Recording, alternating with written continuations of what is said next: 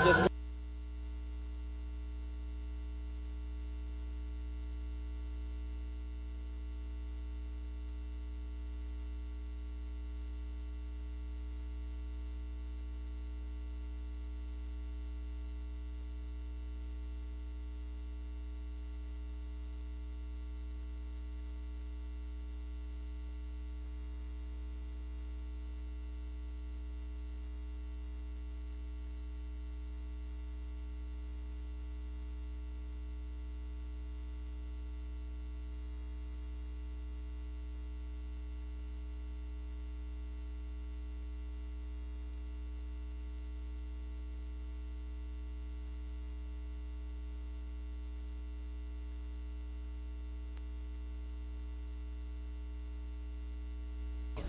Well, we gear Hey, up for I was like Tuesday this. afternoon Hey, baseball I was here just like this. I in was like, okay. Georgia, where the I was Carson-Newman like, okay. Eagles play And when I saw the him Shorter roll Hawks over and here in beautiful sunny Rome, Georgia. The wind blowing just slightly out to left field as the first pitch to Colton Evans is thrown, and it is a ball.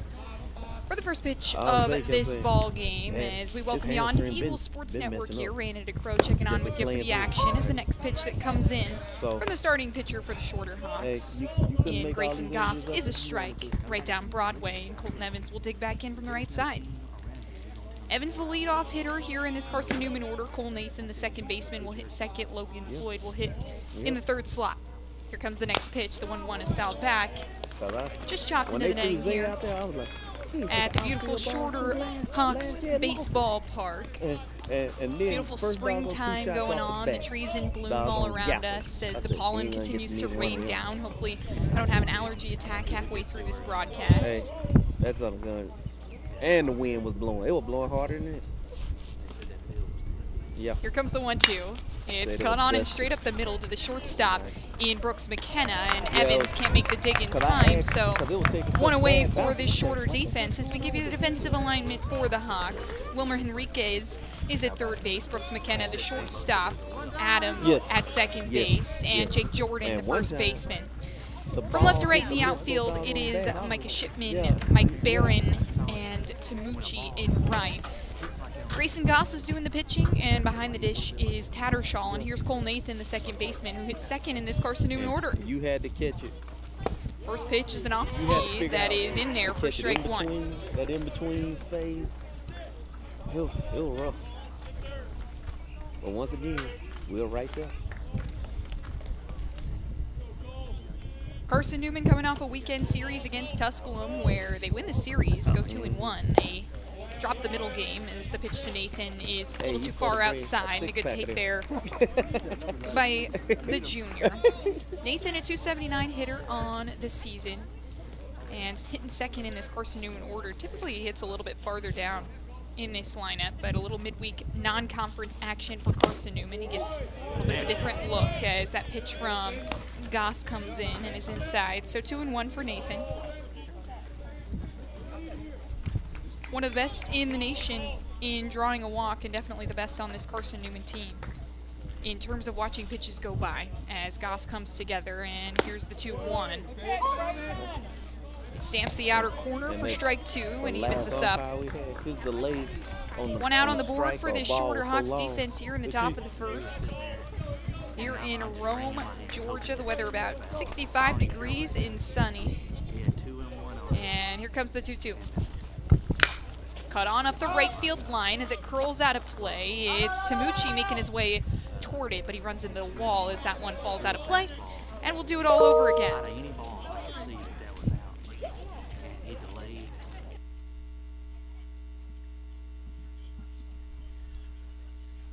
Carson-Newman 16-12 this season, and doing better in the month of March, considering they kind of had a really good start to the season and then a rocky finish to February, but have really picked up and put their foot on the gas here in March, and a good time to do it too as the South Atlantic Conference Tournament approaches, and Nathan cuts on one. It's in the 5-6 gap and through into left field.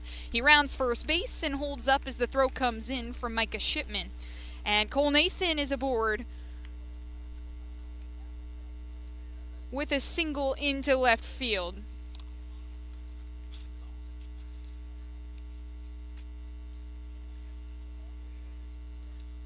Brandon DeCrow with you here on the Eagles Sports Network for all of the action in sunny Georgia as Carson-Newman squares off in a non-conference match with Shorter. The Hawks 11-15 this season as the first pitch to Floyd is at the top of the zone and good for strike one. Logan Floyd, the best hitter in this Carson-Newman lineup, hitting .404 this season and has just been oh so dominant in the batter's box for the Eagles. Consistent on first base and a reason he was named an all-sack first baseman last year. And here comes the 0-1. A little too low. Oh, no. Hits the bottom of the zone. Strike two. Late call from the umpire comes in behind the plate. And so Logan Floyd now with an 0-2 count. Good job here by Grayson Goss to get on top of this one.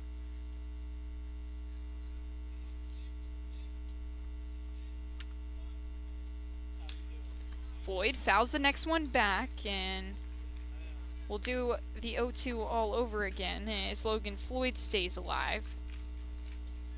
Floyd, the staple in this Carson-Newman lineup at first base, and he faces Grayson Goss. Transfer over from Coastal Alabama Community College. The senior stands at 6'6" and throws from the right side. 0-2 is up the middle. It's to the shortstop, McKenna. He flips it to second where he's got Cole Nathan, but Logan Floyd is at first in time before the throw from Adams can get there. And a fielder's choice puts Logan Floyd on first. So 2 outs for the Shorter defense. Logan Floyd is at first base. And that brings up Bradley Soto Diaz, the senior transfer for the Eagles over from William Penn. Before that, Cayuga Community College.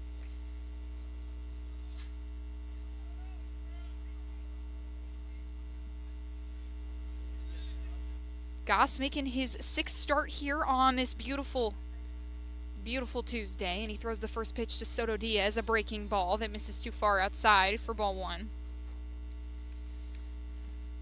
Goss is 1-3 in his appearances, holds an 8.84 ERA, and faces a Carson-Newman lineup that is looking for their second win in a row. They won that game 3 against Tusculum, a 7-0 shutout in Greenville as Soto Diaz swings through. Logan Floyd took off, and Tattershaw got it. 3 outs for the Shorter defense, and Josh Tattershaw showing off his arm behind the dish as he catches Logan Floyd. So that's the top of the first. The Eagles are scoreless, and Shorter will get their first look at the starter for the Eagles, Eli Norris, here when we return on the Eagles Sports Network. Whole starting outfield went down, and then the replacements started going down. And they're like, I just talked to Drew the week before.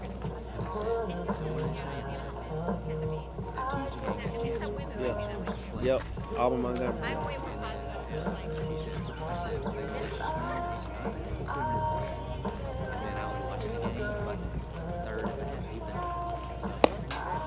Domino's Pizza in Jefferson City and Morristown wants to help feed your business. When you're hungry at lunch, show your business card at Domino's in Jefferson City and Morristown when you make your purchase for pickup or delivery to get 25% off the entire order. That's 25% off your order at Domino's in Jeff City and Morristown when you show your business card. Call 865-471-6700 to get a pizza. Domino's, the official pizza of the Carson-Newman Eagles. In 2025, we celebrate 130 years of Carson-Newman athletics. Over the years, the teams at Carson-Newman have been known for their toughness and Christian spirit. Through the decades, teams and individuals playing at the highest levels have brought recognition for this little school on the banks of Mossy Creek. While we remember the past, we look towards the future. So join the Eagle Club today as we continue to support our athletes and coaches through funding and facilities. Talons up. Join the Eagle Club today. Visit seeandeagles.com/Eagle Club. Back here on the Eagles Sports Network, Brandon DeCrow checking in with you for the bottom of the first here in beautiful sunny Rome, Georgia. And we get our first look at this Hawks lineup here as they face the Eagles starter Eli Norris, getting his first start here in 2026, and a different look for the Carson-Newman Eagles on the mound here as they bring Eli Norris, who's typically more of a closer or a multi-inning reliever, to face this Shorter lineup, and he's got Micah Shipman to deal with first. Shipman playing left field today, and the first pitch from Norris comes in. Fiery fastball that misses too far outside for ball one on Shipman. Micah Shipman hits first. Griffin Tamucci is on deck, and Shipman fouls this one towards the Carson-Newman dugout for strike one. Wilmer Henriquez is hitting third. Michael Barron, the cleanup hitter. Brooks McKenna hitting 5. Isaiah Sims, the DH, will hit 6. Josh Tattershaw, the catcher who threw out Logan Floyd just a moment ago, will hit 7. Jake Jordan in the 8th spot, and Cam Adams will round out this shorter lineup. Here comes the 1-1 from Norris. It's well too far outside, and makes it 2-1 to Shipman. Shorter Hawks 11-15 this season, but 3-15 in the Conference Carolinas, and face up for a non-conference battle as that pitch from Norris hits the plate and bounces into Carson Cochran's glove. So 3-1 count for Micah Shipman, a good spot to be in here in your first at bat against the Eagles starter. Norris touches the upper 90s with that fastball as that one finally comes in and is a little too low. So a first batter walk for Eli Norris, and Micah Shipman will be on base. That brings up Griffin Tamucci, the right fielder.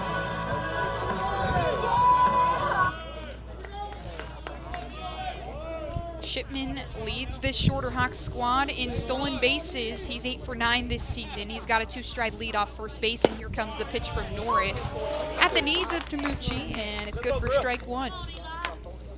Griffin Tamucci, the right fielder, hits from the left side.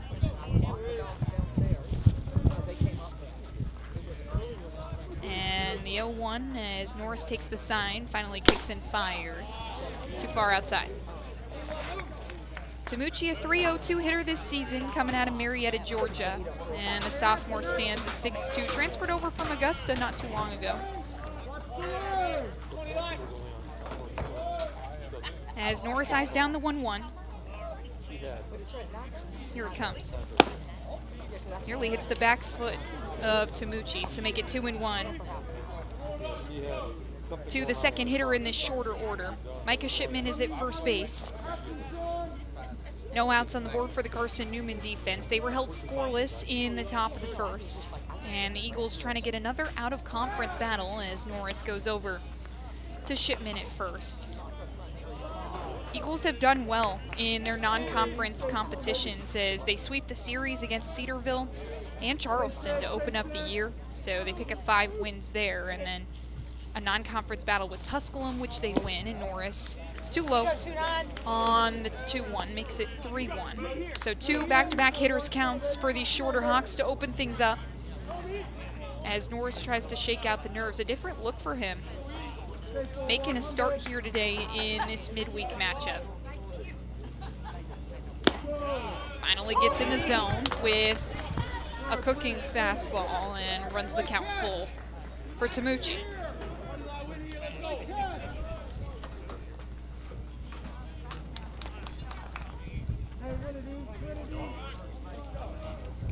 Norris at 6'2", throws from the right side. Here comes the payoff as Shipman takes off. It's a ground ball to Logan Floyd. He takes one hop in the air, steps on the bag, and that's going to be the first out of the inning and bring up Wilmer Henriquez, the best hitter in the shorter order.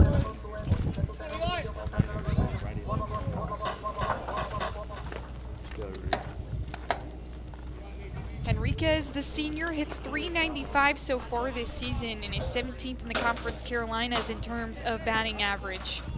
His first look at Norris, and Shipman is at second base after he took off. The pitch comes in from Norris. It's on the upper outer corner and good for strike one. First batter that Norris has started off with a strike here. Norris, the senior, coming out of his home state here in Georgia, gets the start and fires a breaking ball that's well outside. Makes it 1-1.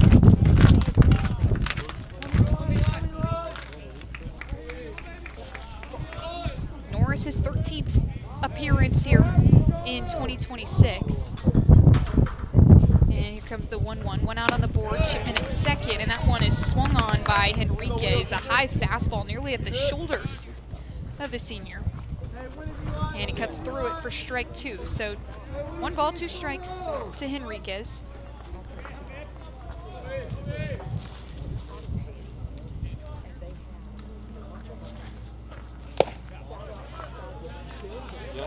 Next pitch comes in too low, makes it 2-2.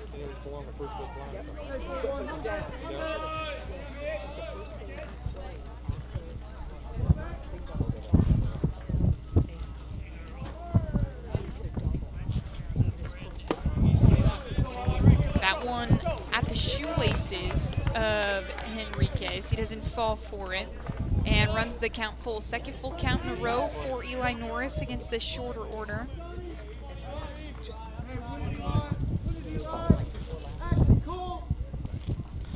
And here comes the payoff.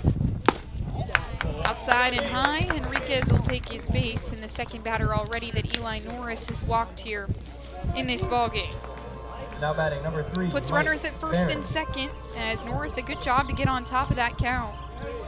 And brings up Michael Barron, the cleanup hitter. He's got runners at first and second. It's Shipman with speed at second, and Henriquez at first. And Barron, the center fielder, will face Norris. First pitch comes in. It's a hard ground ball that skips to Logan Floyd. He tosses it to second. John O'Pierce can't make the throw back to first on time. Instead, he'll just hold and keep runners where they are. So now runners at the corner. As Barron reaches on the fielder's choice, Wilmer Henriquez is out at second. And there's 2 outs on the board for the Carson-Newman defense, trying to get out of this bottom of the first scoreless. Eagles have done a good job on the road so far this season. Their 15th time under Tom Griffin that they have taken care of business in double-digit numbers on the road. They are 10-6 in road contests this season. And here comes Norris with the first pitch to McKenna. Misses low. McKenna playing shortstop today.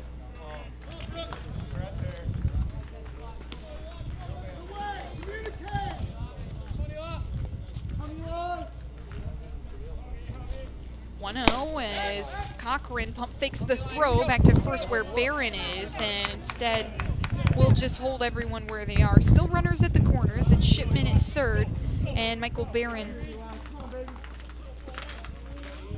at first. Eli Norris has thrown 16 1/3 this year. That pitch skips off the dirt in front of Cochran. He gloves it down, and it's 3 balls, no strikes to Brooks McKenna. 1 win, 2 losses for Norris, and a save to go along with it. He holds a 4.96 ERA. Comes the 3-0 in there for strike 1. Friendly count for Brooks McKenna here as he can pick his pitch.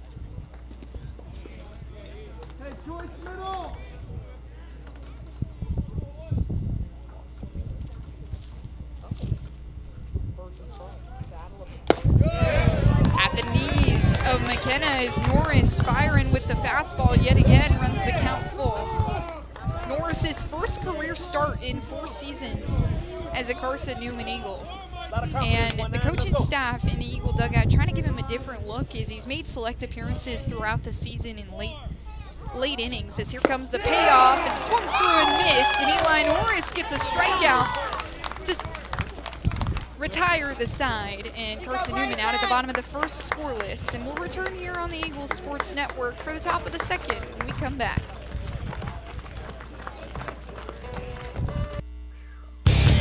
Dorm food got you down? Need a home-cooked meal? Then Lisa's Country Kitchen is for you. Lisa's Country Kitchen has been feeding Carson-Newman students for 15 years. Lisa's has a family-friendly atmosphere all day long, from the morning with her $2.99 breakfast specials to dinner with Lisa's fresh, never-frozen steaks. Carson-Newman students get a 10% discount with their student ID. Lisa's Country Kitchen on Route 92 off Old Andrew Johnson Highway. The best food for the best prices. Looking to make your home more comfortable and affordable? Maybe with a new electric heat pump or new attic insulation? And don't forget new doors and windows. AEC is here to help. We have a quality contractor network, easy financing, and incentives for home upgrades. Plus, AEC carefully inspects every job to ensure the highest quality satisfaction. Visit our website at aeccoop.org for applications, contractor lists, and more details. AEC, power what matters most.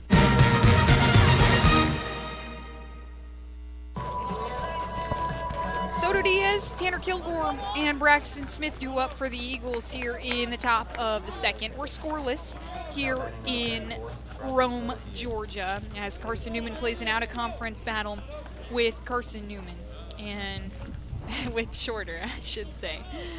Eagles are 8-4 in March. They've done a good job after going 6-6 in February. They were 1-7 in the sack in the month of February as Soto Diaz squares around for the first pitch bunt. Pulls back, rightly so. That pitch in the left batter's box. Soto Diaz hits from the right side.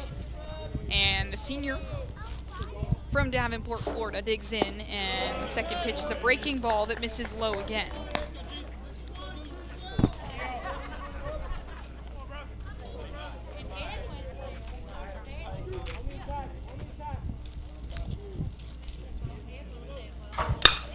Soto Diaz, a line drive in between shortstop and third base that gets down. Soto Diaz, a hard turn around first base as he hesitates, and he's into second standing up. A leadoff double here in the top of the second for Bradley Soto Diaz as he continues to build upon a great senior season that he has had for this Carson-Newman club.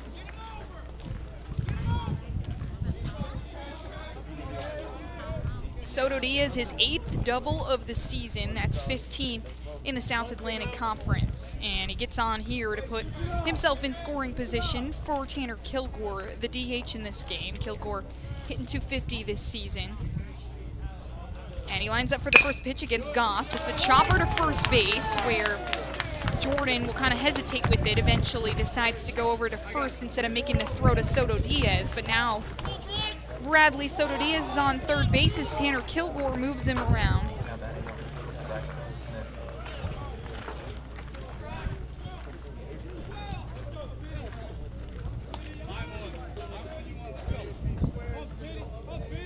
And it brings up the center fielder, Braxton Smith.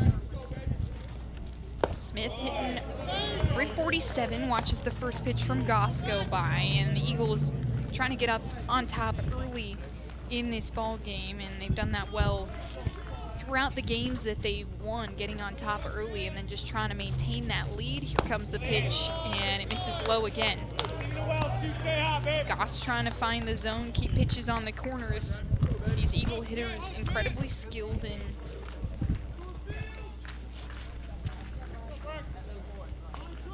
Smith trying to drive around Soto Diaz. He's on third base. There's one out for the shorter defense, and it's a line drive right up the middle. It's going to sneak through. Soto Diaz is in to score. Braxton Smith a turnaround first, and he's just going to have a little RBI single here.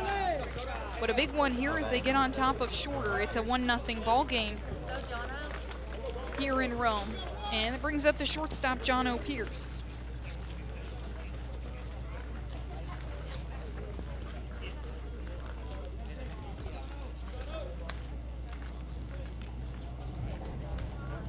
Pierce, the shortstop, hitting .238 this season. He squares around for the bunt, pulls back, but it is a strike. So 1 ball and no strikes to John O. Pierce. He's got Braxton Smith with speed on first base, and Smith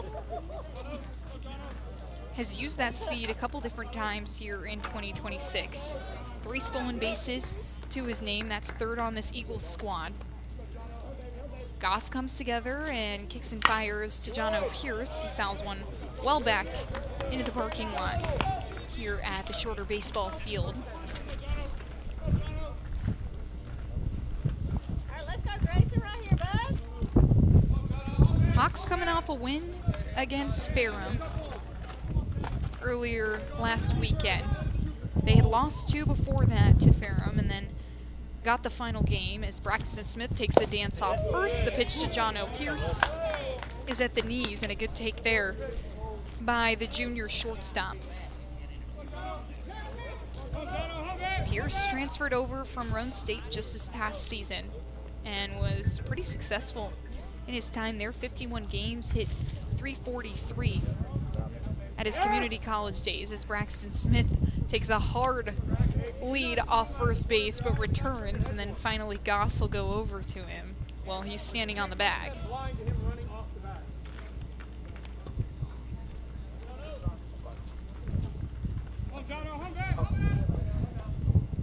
It's a 1-2 count to Pierce, and this one is up the right field side. It's curling. It's going to drop fair right in front of the right fielder, Tamucci. Braxton Smith is making his way around second, and he's into third base standing up. Jono Pierce with a single to put Braxton Smith in scoring position.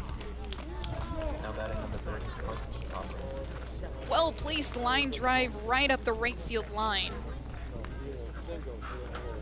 And now Carson Cochran, the catcher who's had quite the month of March, has a chance for some RBI action here in this top of the second. It's a 1-0 ball game. Carson-Newman leads with 3 hits here in this second inning. And that pitch to Cochran is too low. Mid-shin.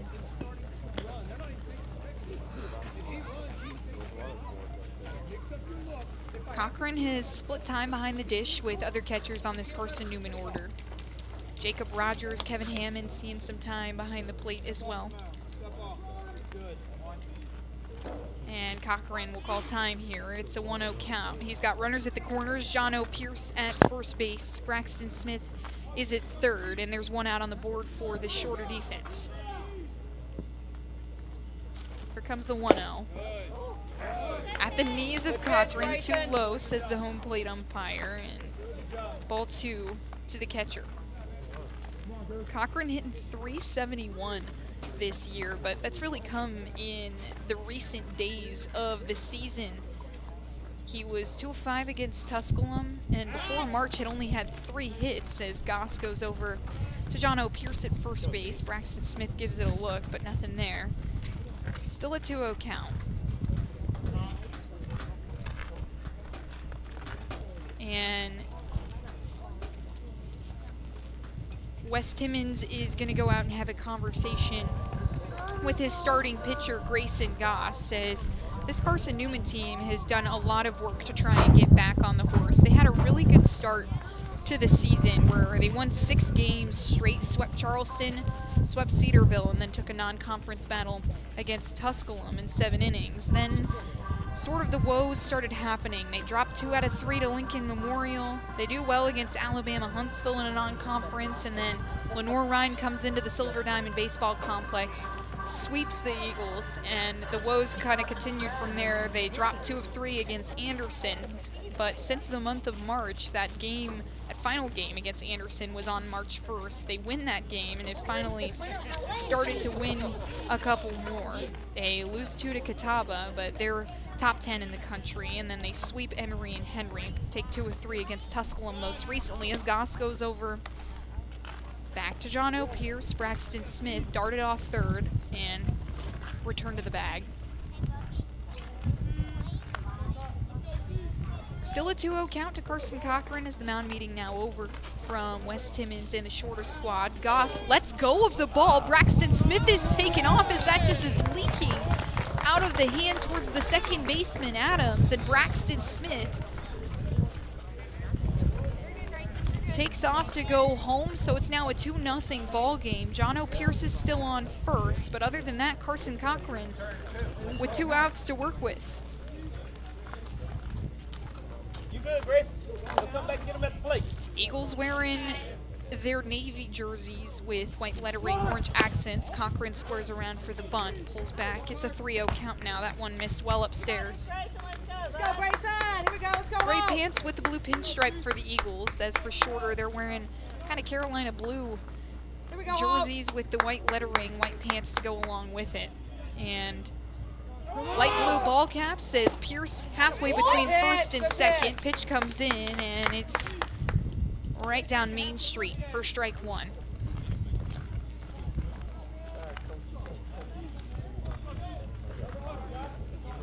Cochran stands at 5'8" in that right batter's box. He's a sophomore out of Franklin, Tennessee.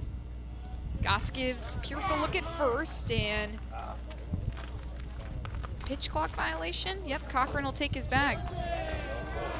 So runners at first and second now for the Eagles as the pitch clock violation gives Cochran the walkover to first. And now Sean Strittmatter, who's playing third base here for the Eagles in this contest, will step into the right box. He is a .571 hitter this season, but has really only seen time in select DH spots as the first pitch is at the shoelaces of Strittmatter for ball one.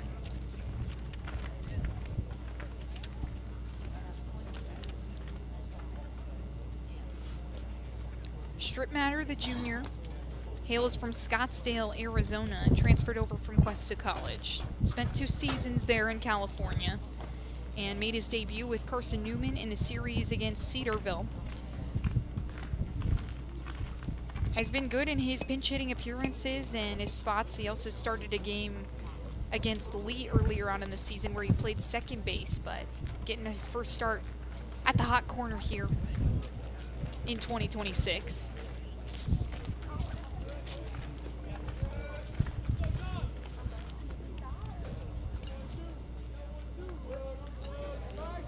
One out count to Strittmatter. He's got runners at first and second and 2 outs to work with, as the only out on the board was a Tanner Kilgore ground ball that was scooped up by Jake Jordan.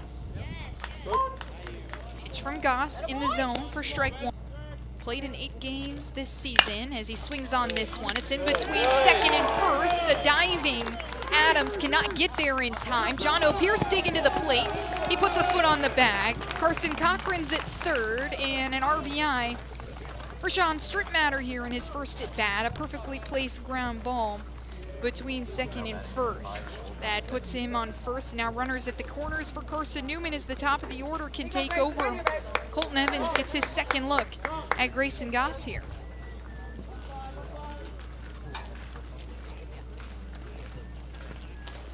And we'll take another short meeting here as Wes Timmons wants another conversation with Goss. He removes his glove from his hand. Yep, that's going to be the end of his day. So we'll take a quick break here on the Eagles Sports Network. When we come back, get a look at the new arm for the Shorter Hawks. It's 3-0 Carson-Newman. We'll be right back here on the Eagles Sports Network. We love to cheer for our home teams, like the Eagles. It means more when we're rooting for the people we know. Did you know Tri-Lite is your home team internet provider? We're right here in Jefferson City, serving the people we know with our ultra-fast, ultra-reliable fiber broadband network. And we'd love to serve you. Learn more at trilite.net or by calling 833-847-0824. Go Eagles! How do you know you're in a community, not just a town? Well, strangers smile as they walk by. They refill your coffee without you asking. And when you ask directions, people offer to walk you there. Communities give more. The way you know when you walk into First Bank that you are in a real community bank. Great products, direct access to your local bankers, and relationships that can last a lifetime. Don't just have an account. Have a community with First Bank. Member FDIC.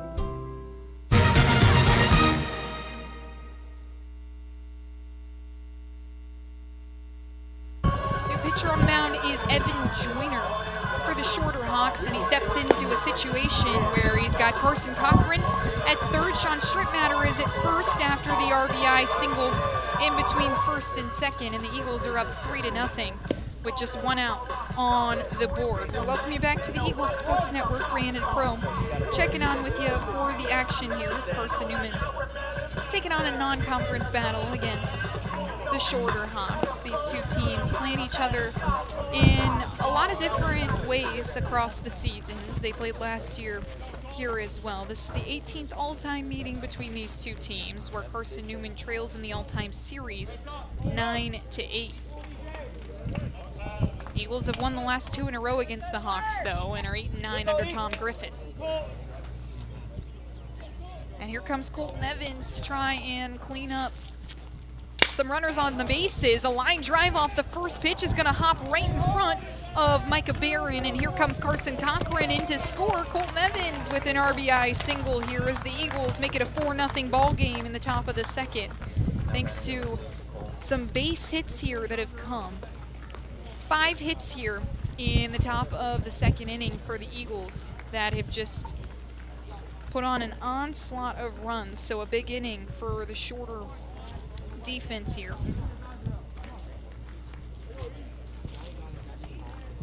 It brings up Cole Nathan, the second baseman. He has runners at first and second.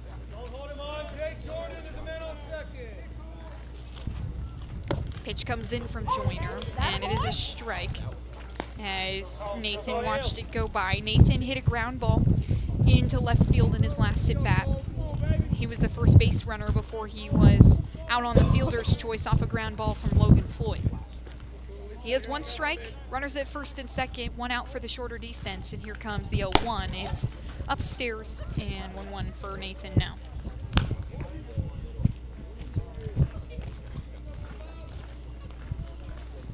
Nathan, the junior, coming out of Knoxville, Tennessee. Played all 3 seasons with the Eagles, was an all-SAC second baseman. Lines one straight out to center field. Strittmatter's taking a hard turn around third base. Throw is coming into the middle of the field. It's gloved down. Strittmatter slides in safe, and it's a 6-0 ball game for Carson-Newman, make it 5-0. As the Eagles continue to just build hits upon hits. It's gotten contagious there in the Carson-Newman dugout. And runners still at first and second. Logan Floyd at the plate to try and clean up a couple of runners. All right, let's go, EJ.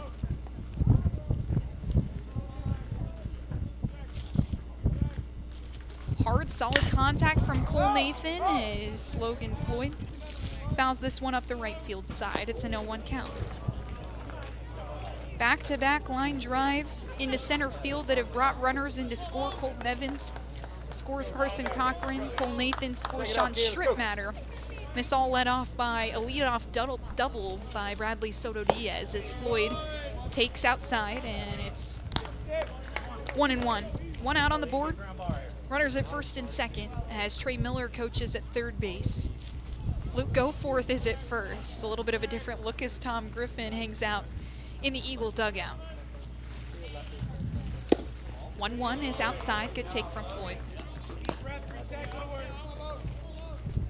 Encouragement from hitting coach Brendan Krob in the Eagle dugout as the shorter staff watches on. Evan Joyner, the freshman, stands at 5'8". He throws from the right side. And he checks Cole Nathan. Throw gets by Josh Jordan. Colton Evans is wheeling around third. Trey Miller gives him the holdup. And Nathan will pause on second as well. So runners in scoring position now for Logan Floyd, with a chance for another multi-RBI day for the all-SAC first baseman. Floyd, like we mentioned earlier, hitting .404 this season. He's 5th in the South Atlantic Conference in batting average. Check swings, had a pitch at his shoelaces, and now a hitter's count for the best hitter in the Carson-Newman order.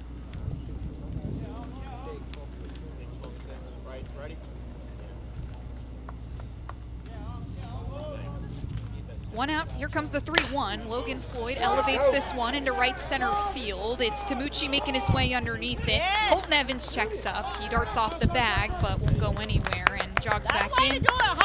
Let's go!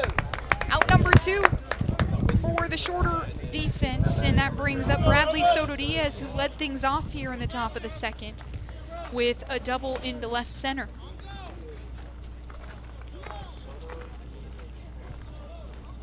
Soto Diaz, 15th in the sack in doubles after that one. That was his 8th of the season. Takes a first pitch strike from Joyner.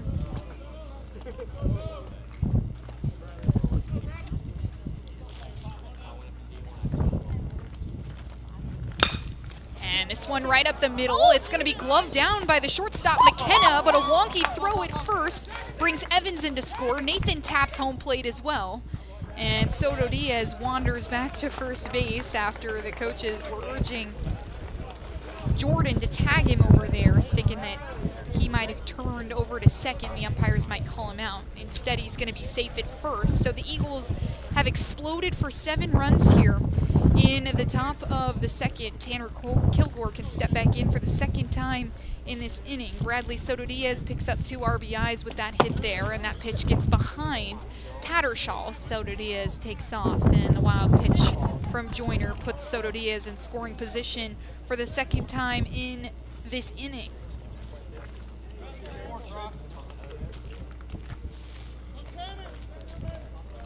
Carson-Newman leading 7-0 right now.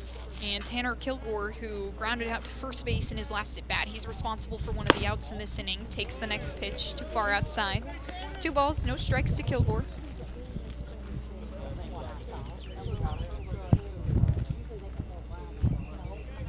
Soto Diaz is at first base, 2 outs for the shorter defense after the Logan Floyd fly out to right field. Breaking ball from Joyner, good on the outer corner.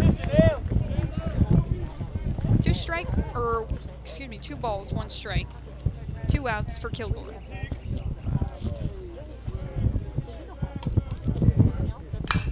Kilgore takes a swing, and it's underneath and foul. Evens us up at 2 apiece.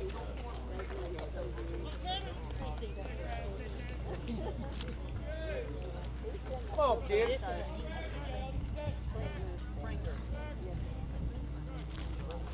2-2, cut on and missed. A strikeout for Evan Joyner to end the inning, but not before Carson-Newman could just pile on the hits, and they've piled up 7 runs as well. So 7 runs on 7 hits for the Eagles. 6 of them came in the top of the second, and the Eagles defense will return to the field with Eli Norris when we come back on the Eagles Sports Network.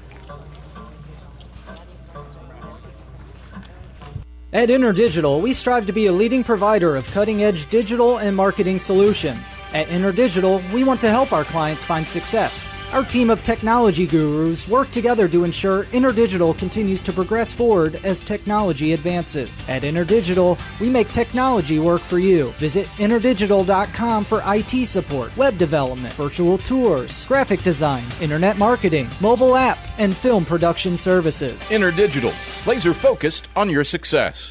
Hey Eagle fans, check out the Eagle Shop, the official store of the Carson-Newman Eagles. Located in the MSAC Grand Hall, the Eagle Shop has all your Carson-Newman apparel, from brands like Nike, Columbia, and Comfort Colors. The Eagle Shop has all your gifts, gear, and accessories. Can't make it in person? Visit eagleshop.cn.edu. That's eagleshop.cn.edu for all your Carson-Newman clothing needs. It's halftime. We'll head back to the arena for the Eagle Shop halftime report in 60 seconds. This is the Eagle Sports Network. Serving East Tennessee for 40 years, Magaha Electric is the perfect choice for all your electrical projects. Magaha Electric specializes in commercial, retail, manufacturing, residential, and industrial contracting needs. Magaha Electric can provide superior service, technical know-how, and realistic budgeting for any size project in a timely, cost-effective manner. Visit MagahaElectric.com for all your electrical contracting needs. Magaha Electric, your East Tennessee electrical contracting source. AEC is... Well, it's Isaiah Sims to lead things off here in the bottom of the second as Carson-Newman is up 7-0 on the Shorter Hawks after a top of the second explosion. The first pitch from Norris fired inside on Sims and good for strike 1.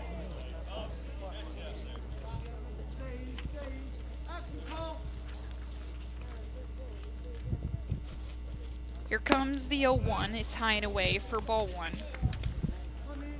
Norris making his first start of his career here against Shorter. Ryan Higgins, the typical Friday starter for Carson-Newman. Colton Kaysen and Christian Henderson. Henderson the game 2. Kaysen the game 3 starter as Sims fouls one. It's bleeding towards third base. Strip matter, a bare hand grab. It's over the head of Logan Floyd. Sims takes off towards second. It's scooped up by Soto Diaz, who's racing in from right field. And Isaiah Sims is safely at second base after the throwing error from Carson-Newman. Now batting number 6, Josh Tattershaw.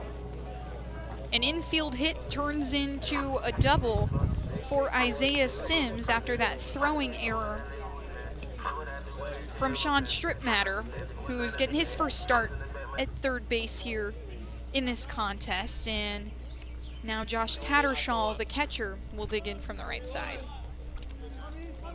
So they're going to count shorter for the hit there, as Sims definitely would have been safe at first, regardless of the throw, as this one is fouled and curling up the right field side. Logan Floyd was tracking it all the way to the wall, but it is well out of play. So strike one on Tattershaw.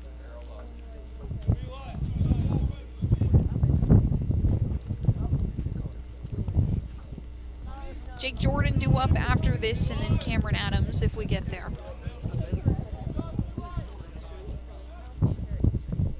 Tattershaw, the catcher, he's been the regular starter in that spot, and the next pitch from Norris just misses for ball one. 1-1 count on the catcher, Tattershaw. Eagles have gone to a couple different arms in the midweek matchups to try and clean things up as they have their kind of weekend rotation down. Norris comes inside, stamps the zone, strike two on Tattershaw. Norris already has one strikeout in this contest. It was a swing and one on Brooks McKenna to end the bottom of the first, as Shorter tries to respond here to the 7 that Carson-Newman put up in the top of the second. It's a 7-0 ball game here in Rome, Georgia. And time called by Tattershaw right as Eli Norris was getting ready to fire.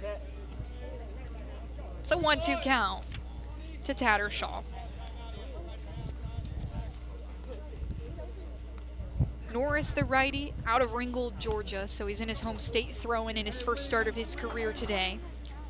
43 career appearances for Norris throughout his time with Carson-Newman. 53 total innings that he's thrown.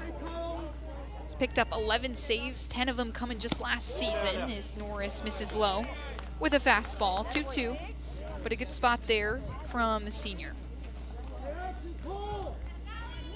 Fastball, curveball, and a splitter in his arsenal. As Norris eyes down the 2-2, finally comes together. Isaiah Sims is on second base. There's no outs for the Carson-Newman defense, and here comes the 2-2, waved on and missed. Eli Norris, strikeout number 2 of the day. And that brings up Jake Jordan, the first baseman. 23 strikeouts here in 2026 for Eli Norris with that one. 27 his career season high, so approaching that mark with a couple more games to go here. This is game number 29 for Carson-Newman throughout their season. They're 16-12 this year and 8-10 in sack plays. They continue to try and climb the standings, and here's the first pitch to Jake Jordan. Strike on the outer half, 0-1 count. Isaiah Sims still at second base. There's one out for the Carson-Newman defense after the Norris strikeout.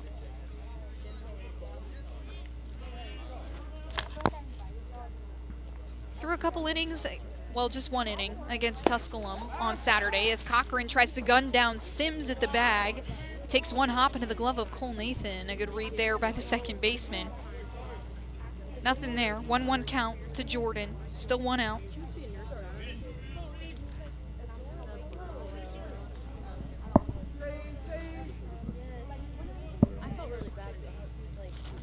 And here comes Norris. Pitch is a little far outside. Jordan holds off. He kind of came about a fourth of the way around. Grass field here at Shorter University. Red pebbles leading up to the batter's box and the plate as the 2-1 is a strike in there outside and low. Makes it 2-2. Same count that Josh Tattershaw had when he struck out. Sims still at second. Norris unconcerned. As he steps together, stands tall in the over-the-top motion, misses high as Cochran pops up. Sims jogs back to the bag, and it's full now for Jake Jordan, the first baseman. This is his first look at Eli Norris after Carson-Newman put up 7 runs in the top of the second. We're in the bottom of the second here in Georgia. Norris nods at the sign from Cochran, and here comes the full count. It's fouled back. We'll do it all over again. Jake Jordan staying alive in this count.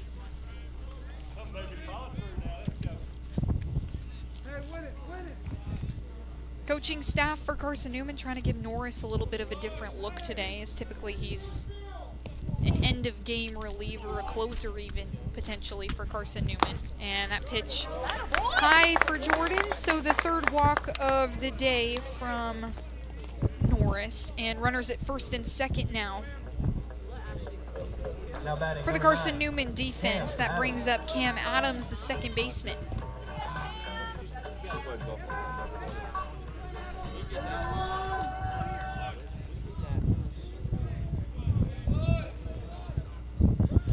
Adams digs in from the right side. He's wearing number 9.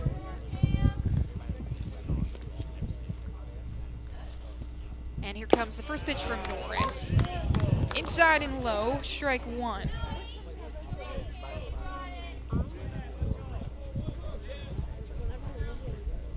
Adams making his second start here with Shorter this season. Has played in now 10 games. And the next pitch from Norris, same spot. Good pitch, and it's 0-2 as Norris kicking with a little bit more speed and confidence in these last 2 pitches. This just Adams' 12th at-bat here in 2026. 2 hits to go along with it. One comes in low and misses too low, so 1 and 2, but a good spot there from Norris.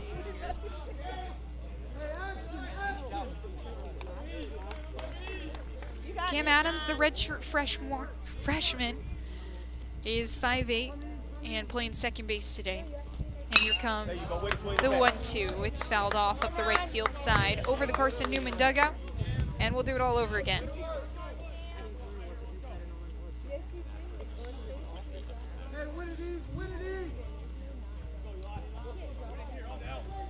Last hit came in that win against Ferrum. He was 1 of 4 in that ball game. And that pitch skied into the shallow infield. Cole Nathan running in to make the catch, settles underneath it.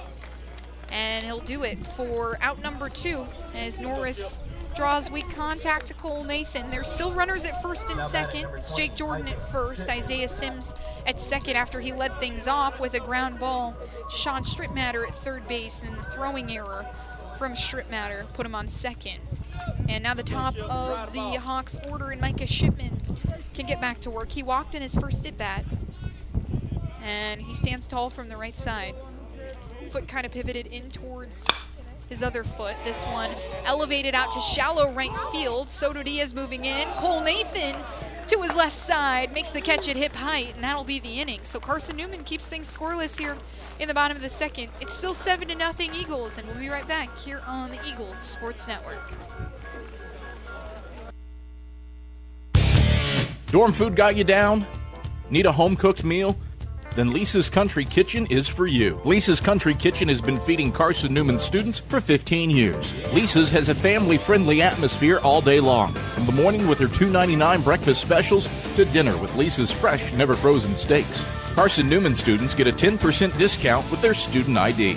Lisa's Country Kitchen on Route 92 off Old Andrew Johnson Highway. The best food for the best prices. Looking to make your home more comfortable and affordable? Maybe with a new electric heat pump or new attic insulation? And don't forget new doors and windows. AEC is here to help. We have a quality contractor network, easy financing, and incentives for home upgrades. Plus, AEC carefully inspects every job to ensure the highest quality satisfaction. Visit our website at aeccoop.org for applications, contractor lists, and more details. AEC, power what matters most.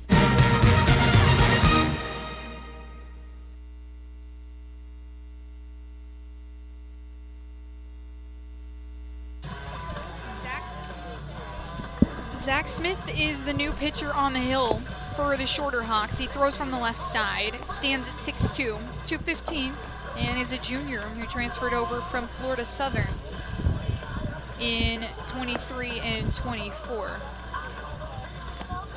Comes out of Gainesville, Georgia, and will get a chance here against Carson-Newman. Otherwise has made 2 appearances other than this one here in 2026 through 2/3 against Belmont Abbey on the 13th of February and 1 2/3 against Morehouse on the 3rd of March. Shorter did win that game. where he went 1 2/3, gave up no hits, no runs, and 3 walks with a strikeout. Threw 24 pitches in that ball game, and he'll face Braxton Smith first here, as Carson-Newman will have 6, 7, 8 due up in the top of the third. They are up 7-0 on the Shorter Hawks right now, as Smith squares around for the bunt and pulls back as that pitch too far outside for ball 1. Smith is hitting .347 this season and really has had to step into a big spot as Zach Smith drills him with a pitch in his backside, and he'll take his base.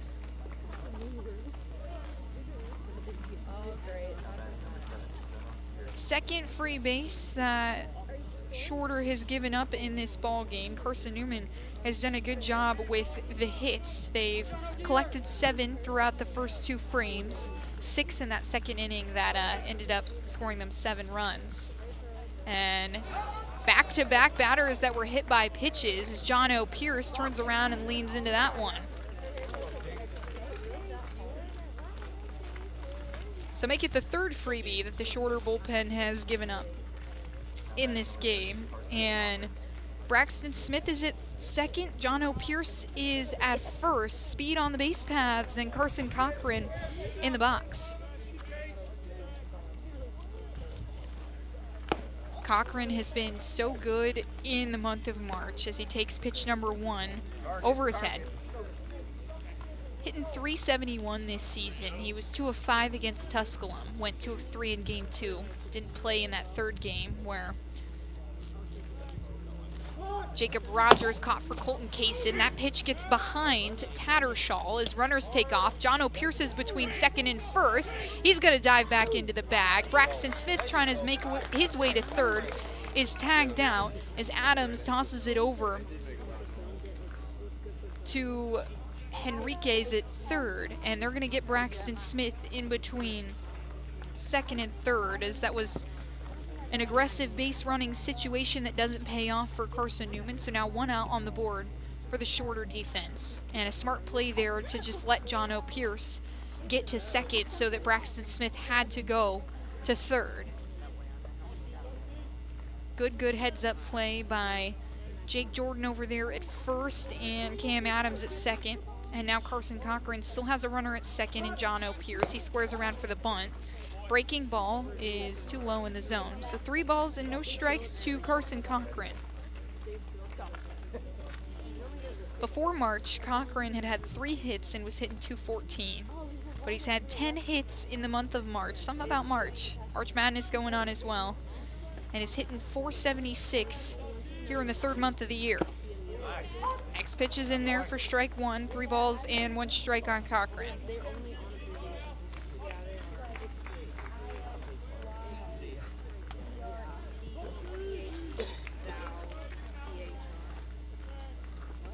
Hands high at his ears, and he takes a swing at one hard up the middle. John O. Pierce turning around 3rd base. Carson Cochran a hard turn around 1st. Pierce steps on the plate for the 2nd time in this ball game. And it's now 8-0, Carson-Newman with the lead after that RBI from Carson Cochran.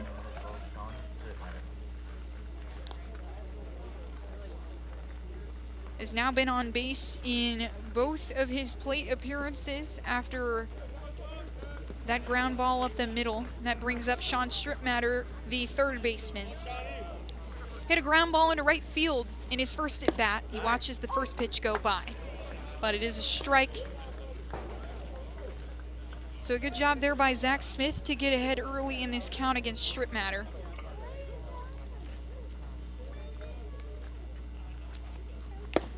Pitch number 2 is a little too far outside as Smith tried to go back to that same spot, and it's 1-1. 1 out for the Shorter defense. Carson Cochran is at first base, and Sean Stripmatter is in the right batter's box. Points his bat high into the air and finally digs back in a wide stance. Next pitch is an off-speed that's on the mark. 2 strikes and 1 ball for Sean Stripmatter.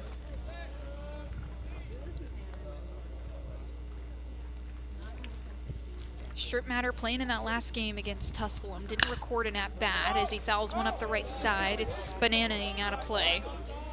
And it'll stay 1-2. In his only plate appearance, he was hit by a pitch in that 7-0 shutout against the Pioneers. The lefty comes together, and Strip Matter fouls another one off.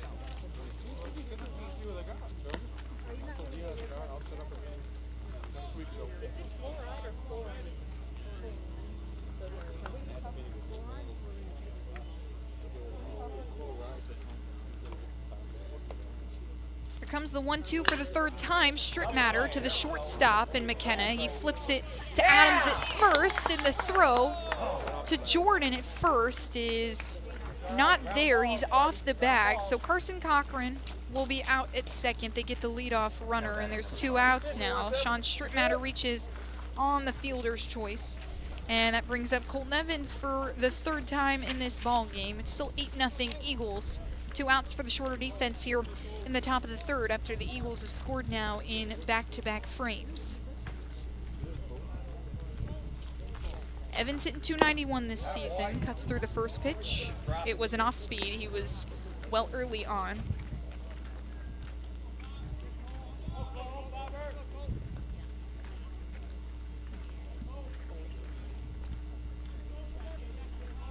Evans is 1 for 2 today as he fouls that one off behind the head of Tattershaw behind the dish and make it 0-2.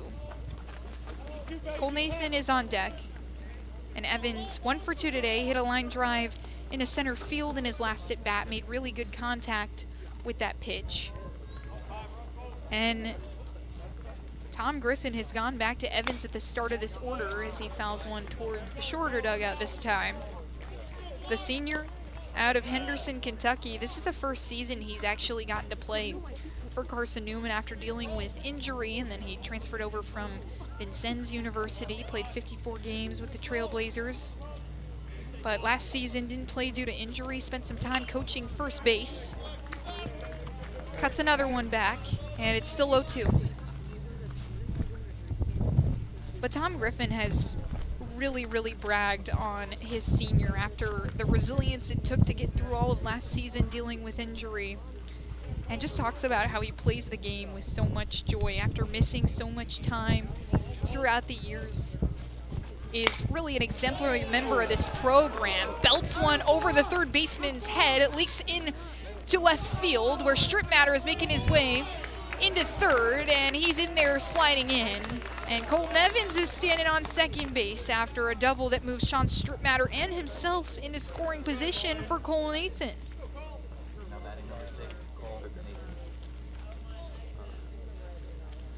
Hard hit ball by Colton Evans into left field, all the way to the left field corner. And he gets a double here in the top of the third. It's still 8-0 Carson-Newman.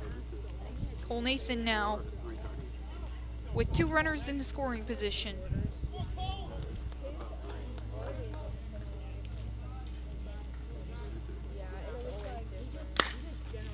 Nathan takes a first pitch, foul ball up the left field line. Took off towards first, but he'll return to the box. And it's 0-1.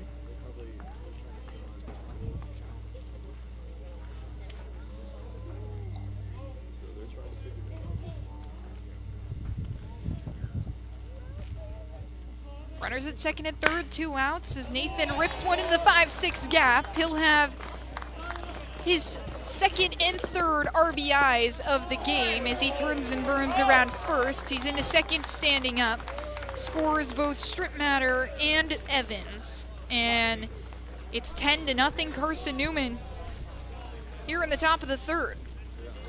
Cole Nathan now 3 for 3 today with 3 RBIs, and that brings up Logan Floyd. Floyd is just one of 3 Eagles yet to record an RBI in this game. And one of few that's yet to record a hit as he belts one up the right field side. It's gonna leak foul, but he got a hold of that one. Good contact there from Floyd.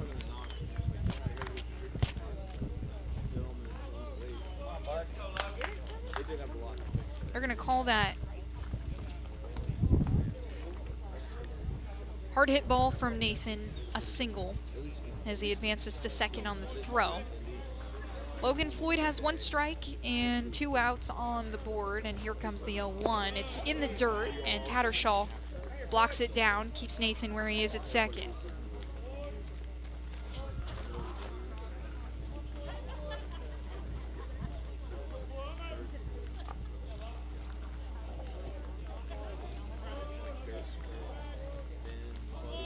One. Too far outside. Floyd is 0 for 2 today. Reached on a fielder's choice in his first at-bat. Flew out to right in his second at-bat. But the junior has been deadly in the right batter's box. Swings at 1. It's softly chopped to shortstop McKenna. Floyd is digging to first, but the throw from McKenna is in time to Jordan. And that is the inning. Carson-Newman tacks on 3. It's 10-0 Eagles. And we'll be right back here on the Eagles Sports Network. Domino's Pizza in Jefferson City and Morristown wants to help feed your business. When you're hungry at lunch, show your business card at Domino's in Jefferson City and Morristown when you make your purchase for pickup or delivery to get 25% off the entire order. That's 25% off your order at Domino's in Jeff City and Morristown when you show your business card. Call 865-471-6700 to get a pizza. Domino's, the official pizza of the Carson-Newman Eagles.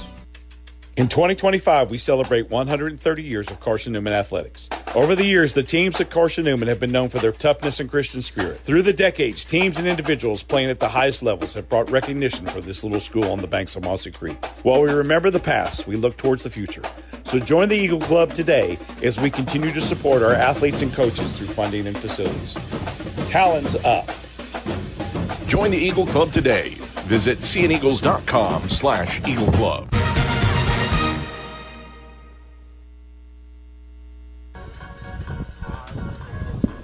Well, the Eagles are up 10-0 right now on the Shorter Hawks as we move into the bottom of the third. Randy DeCrow back with you here on the Eagles Sports Network as the Eagles continue to pile up hits. They collect 3 in the top of the third to put 3 runs on the board, and now Eli Norris returns for inning number 3 of work against this Hawks lineup.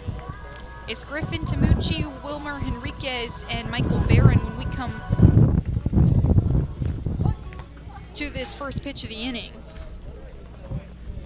And here's Tamucci. He swings from the left side, and Norris, the first pitch to him, is a little too low. Carson Cochran tried to bring it up, and the umpire gives him a pass. That's a nice try.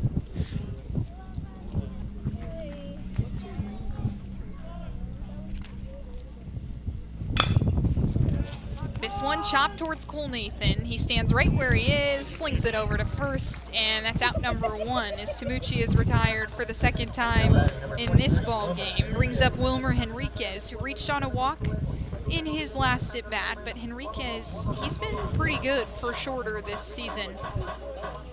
Has the highest slugging percentage of anyone on this Hawks team, and the first pitch from Norris in there for strike 1.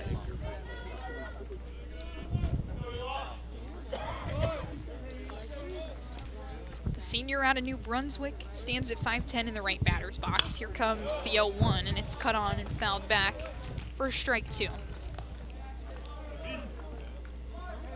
Transferred over from Cameron University just last season, where he hit .367 with 44 hits there. Hitting .395 this year for Shorter, and a big asset to the Eagles in the Conference Carolinas. That pitch from Norris, that was coming in hot. Too high though, and it's 1-2.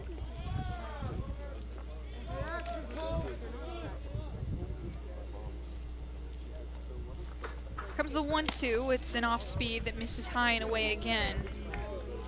And Henriquez now with a 2-2 count. 1 out after Griffin Tamucci grounded out to Cole Nathan at first base. Good week last week for Henriquez. He was 7 of 13 against Ferrum as he waves on and misses that one. Strikeout number 3 of the day for Eli Norris. 2 outs here in the bottom of the third as Carson-Newman leads 10-0. And it brings up Michael Barron, the center fielder. for the Hawks.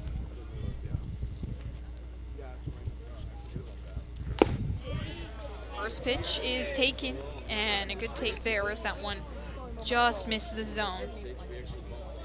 1-0 count for Michael Barron. 3 strikeouts for Norris as this one is fouled back into the netting, makes it 1-1. Is the highest strikeout count since he had 4 against Catawba on the 6th of March. His career high in strikeouts is 6. He had that in the final game against Anderson where he went a career high 5 innings in relief. And here comes the 1-1. Off speed, just misses too low. Makes it 2-1.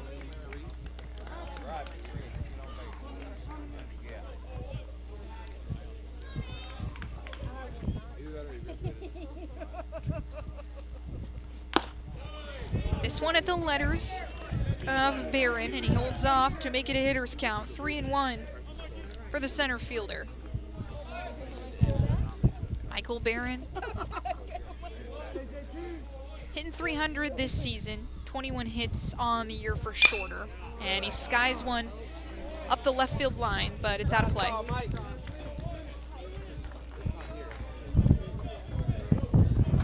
The shorter team pretty solid in terms of hitting home runs. They're 5th in the Conference Carolinas in total home runs. They've got 40 this year.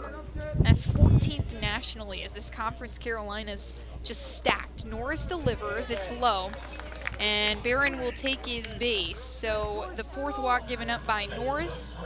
It hasn't got Carson-Newman in trouble yet, given the Hawks free bases, but never want to see that as they're trying to get Eli Norris back in the groove after a couple of spot appearances throughout the month of March. That brings up Brooks McKenna, the shortstop, who struck out in his first at bat. He cuts on one. It's just slicing outside of the right field side. Bradley Soto Diaz had tracked it all the way to the wall, but it is out of play. Don't know if I ever gave you the defensive alignment for Carson-Newman. Sean Strittmatter is at third base. John O. Pierce is at shortstop. Cole Nathan at second. Logan Floyd at first. Carson Cochran behind the dish. Eli Norris on the hill. Evans in left. Braxton Smith in center. And Soto Diaz is in right field. Brooks McKenna, the 5th hitter in this Hawks lineup, has an 0-1 count. There's 2 outs on the board for the Carson-Newman defense, and a runner at first base is that fastball from Norris. Just misses inside. 1-1 now for the shortstop McKenna. In his first at bat, the count was full, and Norris won the battle with a strikeout. 1 of 3 he's got today, as that one comes upstairs and misses, makes it 2-1.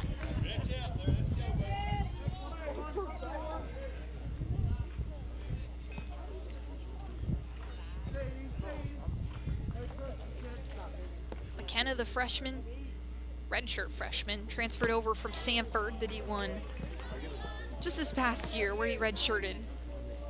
He's a .245 hitter this year, and that pitch from Norris at the shoelaces of McKenna makes it 3-1. He's played and started in all 26 games for Shorter, who is 11-15 on the year, and here comes the 3-1, low again. So back-to-back walks from Eli Norris after the strikeout against Wilmer Henriquez. Moves Michael Barron over to second base and brings up Isaiah Sims, who has the lone hit of the day for Shorter. A ground ball to Sean Strittmatter that was just leaking up the third base line, so he reaches first, and then Strittmatter decides to throw it over to Logan Floyd. Misses the bag completely. Isaiah Sims gets to second. That was how he got on to second in his last time around. That pitch from Norris is a fastball that misses low and away. And Carson Cochran wants a conversation. Pitching coach Jason White will come out and chat with his senior as well, trying to work things out on the hill. Norris now with back-to-back walks, 3-1 counts in each of them, and Cochran returns behind the plate. Tom Griffin has just spoken so much about how good Carson Cochran has been in calling the game behind the plate. Very, very kind in his praises to his catchers, as this Carson-Newman squad has quite a talented group of catchers, whether it be Kevin Hammond, Jacob Rogers, and Jamison Van Ness, as Sims cuts on one. It's all the way back, and Braxton Smith is underneath it in left center to glove it down, and that'll be the inning. So Eli Norris gets out of the bottom of the third scoreless for the third straight. Eagles still up 10-0 on the Shorter Hawks, and we'll be right back here on the Eagles Sports Network, where it's Bradley Soto Diaz, Taylor Kilgore, and Braxton Smith when we come back. Dorm food got you down? Need a home-cooked meal? Then Lisa's Country Kitchen is for you. Lisa's Country Kitchen has been feeding Carson-Newman students for 15 years. Lisa's has a family-friendly atmosphere all day long, from the morning with her $2.99 breakfast specials to dinner with Lisa's fresh, never-frozen steaks. Carson-Newman students get a 10% discount with their student ID. Lisa's Country Kitchen on Route 92 off Old Andrew Johnson Highway. The best food for the best prices.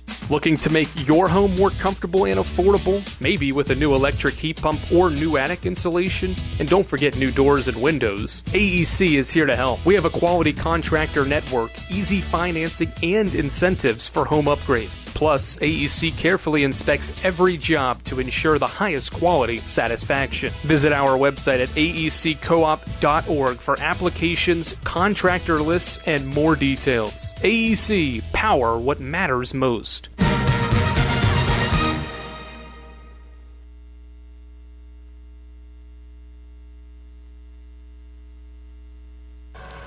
Fourth new arm here in this ball game as we move into the top of the fourth. Carson-Newman up 10-0 after they explode for 7 runs in the top of the second, put up 3 in the top of the third, and Shorter still held scoreless here thanks to good work by Eli Norris. A couple of walks that have put him in some trouble, but has gotten out of it relatively okay. And we're going to get a pinch hitter here for the Eagle order.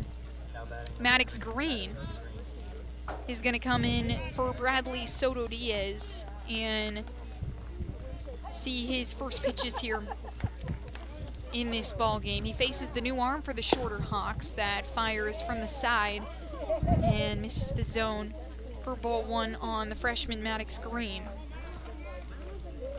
New pitcher is Brody Bawija, and that pitch from him is outside and good.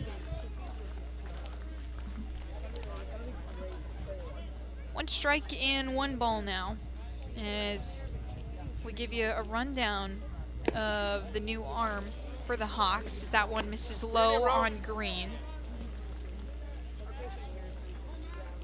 Bawija, the sophomore, coming out of USC Sumter, transferred over just a year ago. Maddox Green takes one up the third base side. Henriquez dives to get there, but Green uses his speed, and he's on time. So an infield single for Maddox Green in his first plate appearance as he picks up another hit. And the freshman, he's been an on-base machine, whether it be by form of a hit or by walking or being hit by pitches. He's done that quite a few times throughout this season as well, and that's going to bring up Tanner Kilgore, the DH.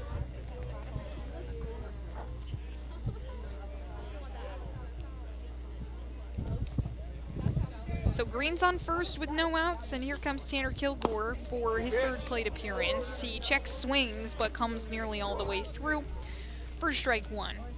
Kilgore is 0 for 2 today, grounded out to first base in his first at-bat and struck out the last time around.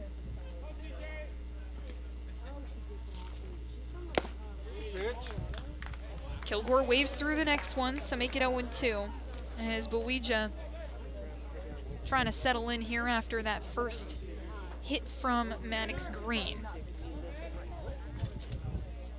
Bawija has thrown 10 innings here in 2026. He checks Maddox Green over at first base. He's given up 12 hits in those 10 innings.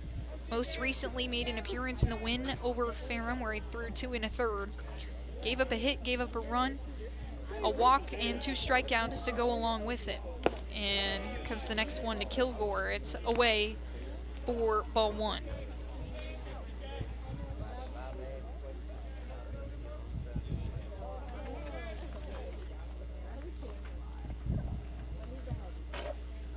Ninth appearance here in 2026 for Bowegia as Kilgore gets a hold of one up the left field side. It's off the bottom of the wall where it takes one hop. Shipman scoops it up.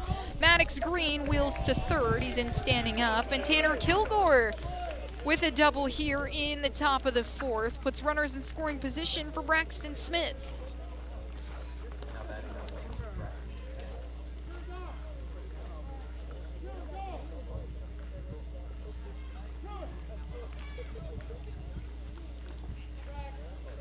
Luke Goforth collecting Tanner Kilgore's articles over there on second, his elbow guard and shin guard as well. Maddox Green is at third base, and Braxton Smith is at the plates. There's no outs on the board, and here comes the first pitch from Bowegia. It's good on the outer half for strike one.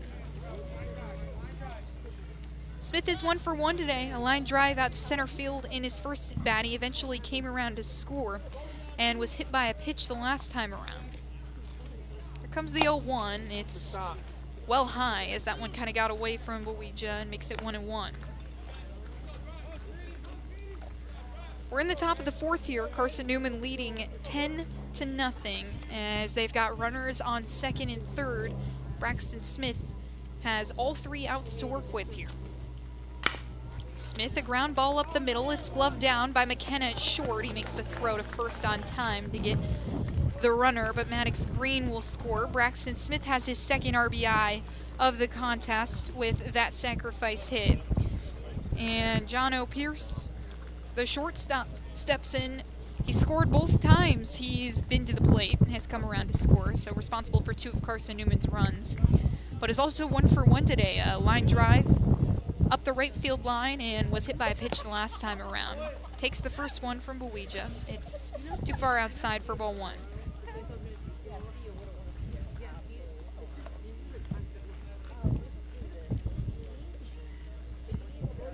Wind is blowing out towards straight in, actually, as the American flag comes in. This is a high pop fly from Pierce that is caught by the catcher Tattershaw. And that puts 2 outs away for the shorter defense. Carson Cochran will now be pinch hit for by Ian Hubbard. Cochran was 1 for 1 before Hubbard now steps in for him. And Ian Hubbard hits from the left side, so a different look here for Bowegia. 2 outs for the shorter defense, a runner at third base in Tanner Kilgore, as this one is in the dirt, but gloved down by Tattershaw.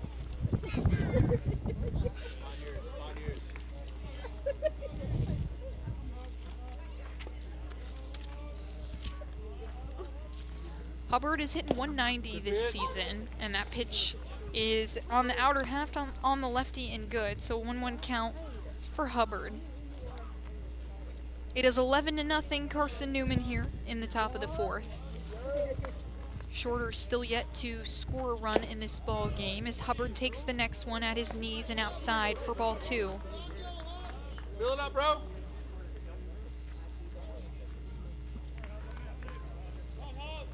Ian Hubbard transferred over from Radford and had his first career hit with the Eagles against Cedarville on February 7th as this one is fouled off towards the houses that back Shorter University. This baseball field set really right at the entrance to the university as you're driving in. It's 2-2 to Hubbard. 2 outs on the board, a runner at third, and here it comes. It's inside as Hubbard dodges out of the way. Runs the count full. The sophomore is at 5'11", throws and hits from the left side, and comes out of Oak Ridge, Tennessee. Payoff pitch is cut on and fouled into the netting. Do it all over again. So this non-conference matchup for Carson-Newman comes on the unfortunate end for Shorter because the Eagles have been really good in non-conference matches. More than half of the Eagles' wins this season have come in non-conference matches, and more than half of their wins have come in March as Hubbard elevates a blooper to the second baseman Adams, and he makes the catch for the final out of the inning. So Just one run scored for Carson-Newman in the top of the fourth. It's 11-0, and we'll be right back here on the Eagles Sports Network.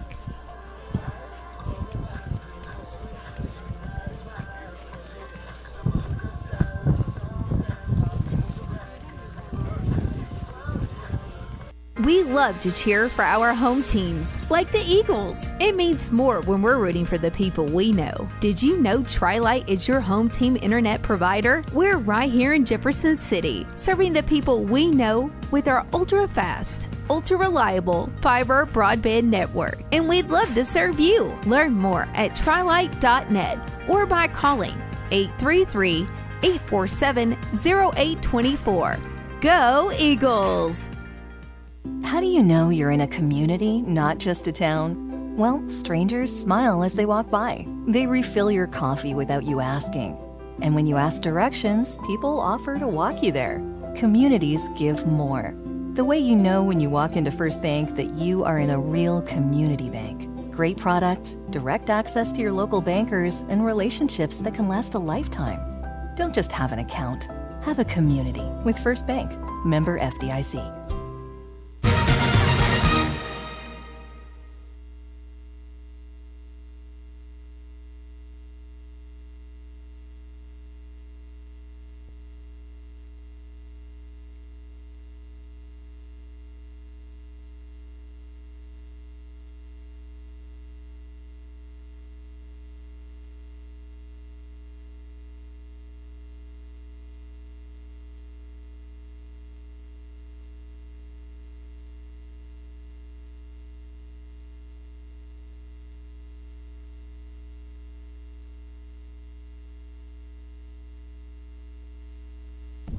Well, we're back here on the Eagles Sports Network, where Drew Fletcher takes over duties for Eli Norris here in the bottom of the fourth as Carson-Newman leads by a score of 11-0. And the first pitch from Fletcher to this shorter lineup, it's Josh Tattersall who waves through the first pitch, and it's 0-1 from Fletcher as he gets on top of the catcher early.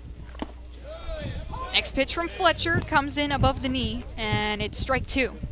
Good job by Fletcher, who has been the Eagles' midweek starter as of late, but they give Norris the start here in this midweek matchup. It is 11-0, so they bring in Fletcher to give Shorter a different look, and that next pitch is low and away for ball one, the first ball that Drew Fletcher has thrown. Catcher behind the dish is Kevin Hammond, as Carson Cochran was pinch hit for by Ian Hubbard. And Tattersall is caught on the off speed. He strikes out for the second time in this ball game. That's strikeout number one for Drew Fletcher.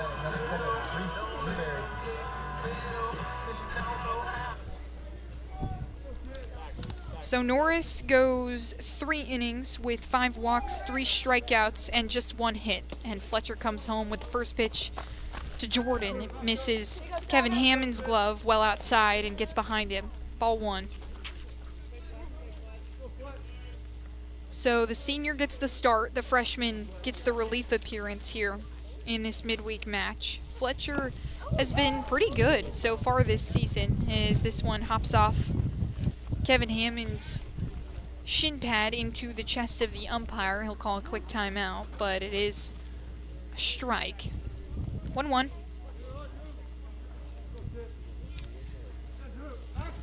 Fletcher with 6 appearances here in his freshman season, this being his 7th. The line drive ripped up the third baseline is out of play for strike 2. 2-seamer, a slider, and a changeup in the arsenal for the freshman out of Waxhaw, North Carolina. Product of Marvin Ridge High School. In each of his appearances has thrown multiple innings aside from a game against LR where he came in relief, as this one is elevated by Jordan up the left field side, and the catch is made by Sean Strittmatter. So 2 away now for Drew Fletcher in his first 2 batters, and that brings up Cam Adams, the second baseman. Adams is 0 for 1 today. He flew out to Cole Nathan at second base in his first at bat. That was in the bottom of the second. Shorter down 11-0 right now. And Fletcher kicks and fires the first pitch to Adams. That is fouled away. In Fletcher's last appearance, he went for 4 innings against Lee, where he gave up 6 hits, just 1 run, and a walk. No strikeouts, though. Picked up his first win of his collegiate career earlier on in February against Alabama Huntsville, as he fires a fastball to the outer half, and it's 0-2. Works a lot off contact. 2 of his strikeouts came in that first win against Alabama Huntsville. 3 against Trevecca Nazarene on the 3rd of March. And here comes the 0-2. Misses well outside, gets away from Hammond. 1-2 from Drew Fletcher. Holds a 4.74 ERA this season. Has allowed couple of hits, and he comes inside on Adams for ball 2.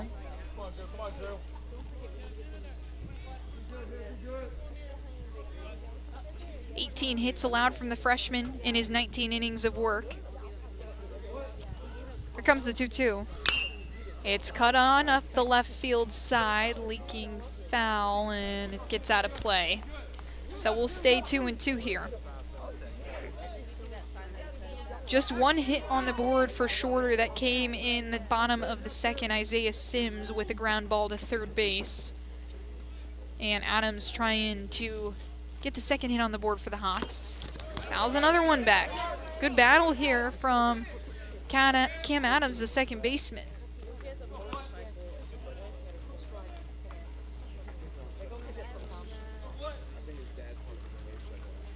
Adams has just 2 hits on the season. One of them came against Ferrum in the win. Just the last time these Shorter Hawks took the field. And Adams skies one up behind the plate. It's out of the reach of Kevin Hammond.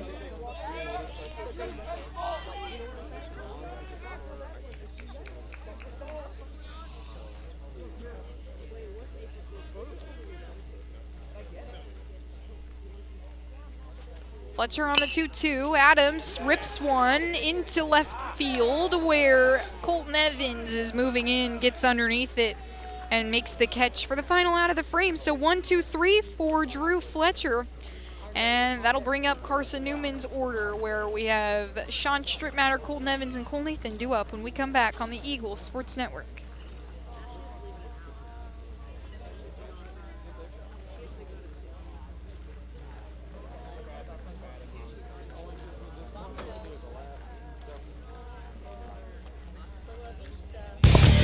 Dorm food got you down?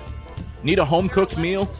Then Lisa's Country Kitchen is for you. Lisa's Country Kitchen has been feeding Carson-Newman students for 15 years. Lisa's has a family-friendly atmosphere all day long, from the morning with her $2.99 breakfast specials to dinner with Lisa's fresh, never-frozen steaks. Carson-Newman students get a 10% discount with their student ID. Lisa's Country Kitchen on Route 92 off Old Andrew Johnson Highway. The best food for the best prices. Looking to make your home more comfortable and affordable? Maybe with a new electric heat pump or new attic insulation? And don't forget new doors and windows. AEC is here to help. We have a quality contractor network, easy financing, and incentives for home upgrades. Plus, AEC carefully inspects every job to ensure the highest quality satisfaction. Visit our website at aeccoop.org for applications, contractor lists, and more details. AEC, power what matters most.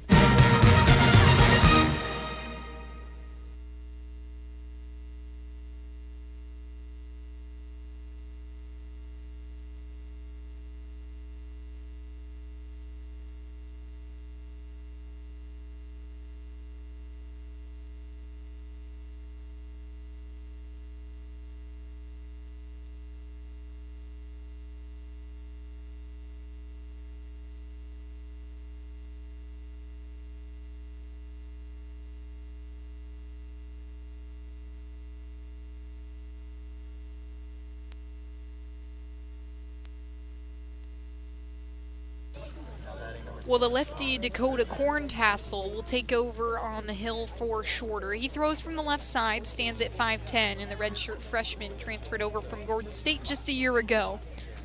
And he has to face Sean Strittmatter first. We're in the top of the 5th. Carson-Newman leads by a score of 11-0 after they put up 7 in the top of the second, added onto it with 3 in the top of the third, and 1 in the top of the fourth. So 3 consecutive innings where the Eagles have scored runs as that pitch from Horntassel comes in, and it is a ball. So 2 balls and no strikes already for Sean Strittmatter as he gets a hold of one that's tracking out towards right center field. Barron is moving underneath it, and he makes the play on the run for the first out of the inning. Good job by Horntassel. So these Eagle hitters having to adjust incredibly quick to face all of these new arms for the Hawks.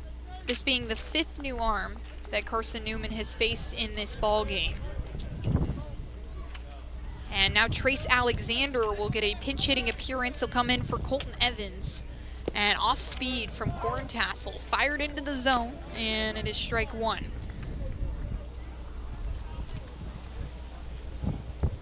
Alexander hits from the right side. This is his first look at any pitches in this game.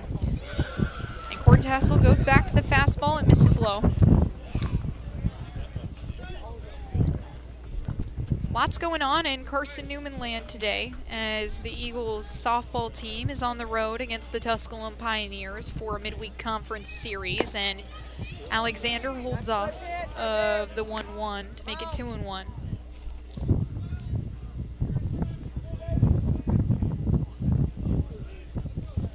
Men's golf was at the Tennessee River Rumble. They were playing pretty well in their final round when I looked last, and Alexander waves through that next pitch to make it 2-2.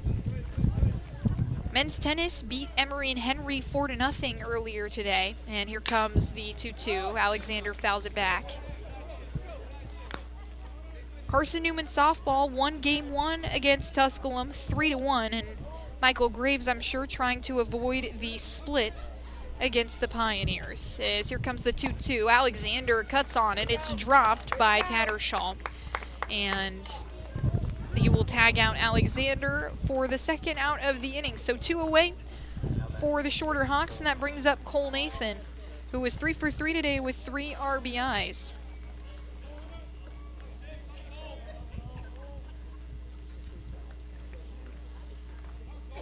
Carson-Newman women's basketball plays in the Elite 8 tonight as Cole Nathan fouls that one up the third base side.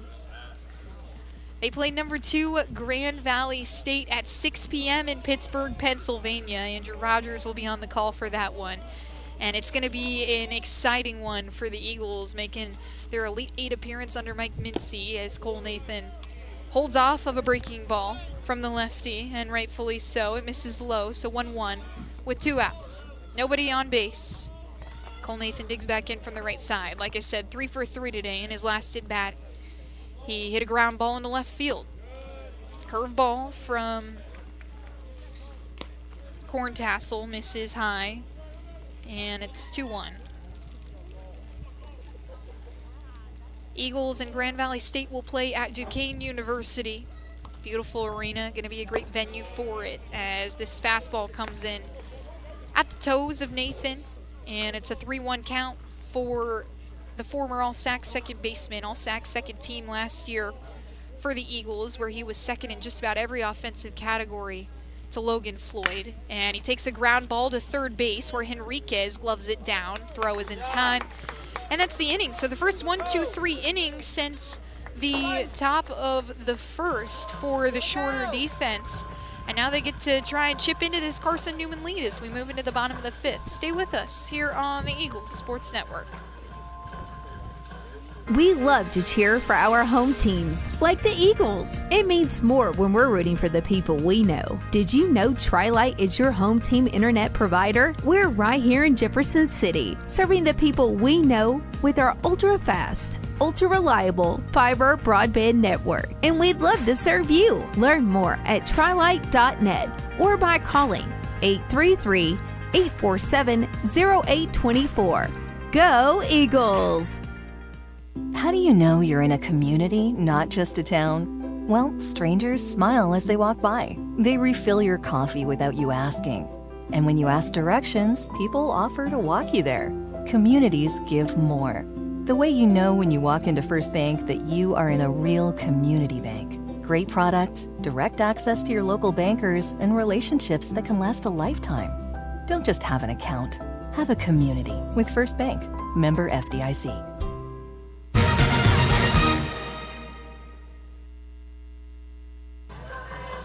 We're in the bottom of the fifth here in Rome, Georgia, where Carson-Newman is facing the shorter Hawks, and the Eagles will bring on Drew Fletcher for his second inning of work after a 1-2-3 bottom of the fourth. The Eagles up 11-0 on shorter right now at the Hawks' home ball field, and they've done a good job putting up runs throughout this game. A 7-run explosion in the top of the second, but other than that, 3 runs in the top of the third, 1 in the top of the fourth, and the Hawks just with their first 1-2-3 innings since the top of the first. So that brings up Micah Shipman to the plate to face Drew Fletcher for the first time. Josh Chattersall, who hit 7th, was the first Hawk to see Fletcher, and that pitch from Fletcher comes inside on Shipman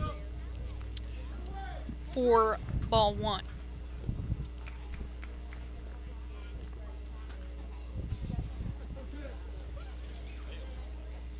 Here comes the 0-1. It's fouled off. A little too early on the off speed from Shipman. It makes it 1-1. So Carson-Newman softball wins game 1 against Tusculum, and currently, so we pull up the live stats from game 2. Off speed from Fletcher misses the zone inside, and it's 2-1. Fletcher is thrown to Kevin Hammond after he replaced Carson Cochran. Other defensive changes for the Eagles as this one is skied out to right center. It's Maddox Green moving in to make the catch, and Green replaced Soto Diaz just an inning ago. Out in left field, replacing Colton Evans after Ian Hubbard came in to pinch hit, is Ryan Bolton. And here is Griffin Tabucci at the plate. He takes the first pitch from Fletcher outside.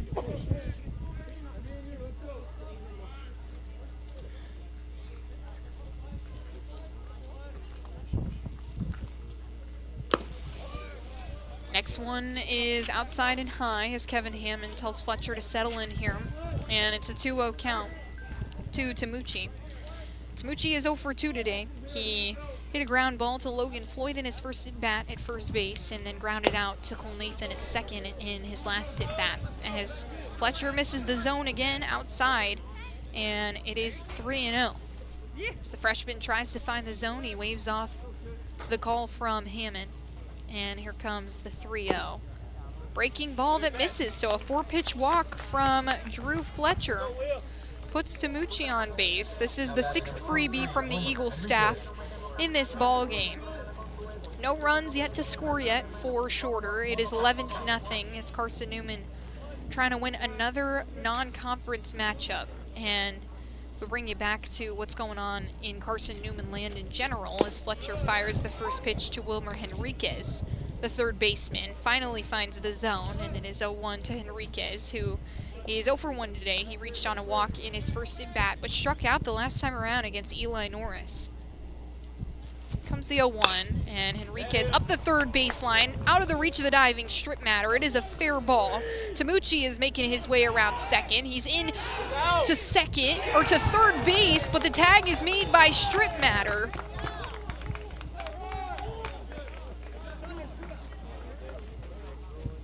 Good throw from Ryan Bolton in to strip matter at third.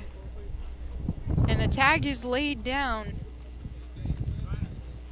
to put 2 away for this Eagle defense. That puts Henriquez at second base after the Eagles were concerned with getting the leadoff runner. Would have had a single anyway, so they'll count that for the second hit of the ball game. And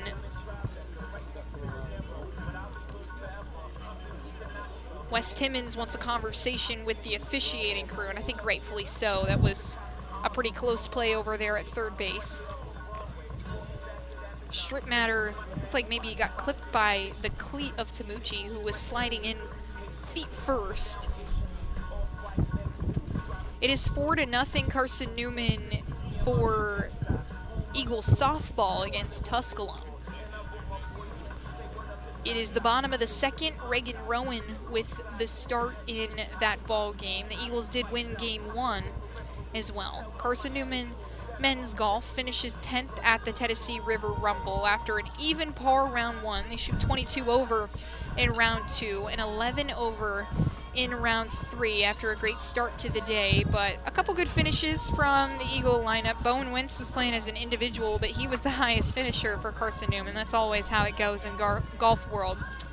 Finishes at 5 over total, 24th in the 98-man field. Dylan Freen finished 29th. He was even par today, and 7 over for the tournament over 54 holes. Timmons unhappy with the officiating crew. It is still 11-0. There was a runner on second base in Wilmer Henriquez. And they're going to toss Wes Timmons after he was arguing with the home plate umpire. They just threw out the head coach for a shorter.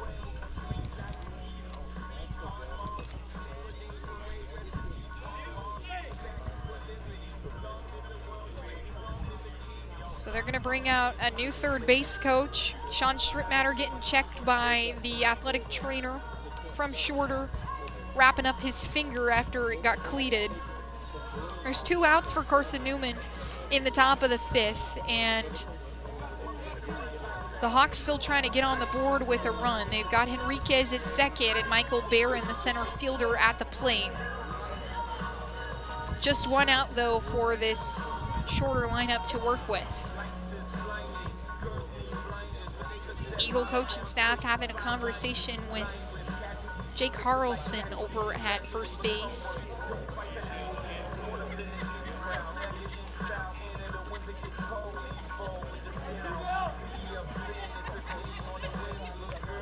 So they toss Wes Timmons, and we're back to work here as Drew Fletcher with about a 5-minute break to fill with some time. He has 2 outs, a runner at second, and it is Michael Barron at the plate. He walked in his last at bat. First pitch from Fletcher is a line drive out to center field. Braxton Smith can't get to it. He gets it off the 1-hop on the run.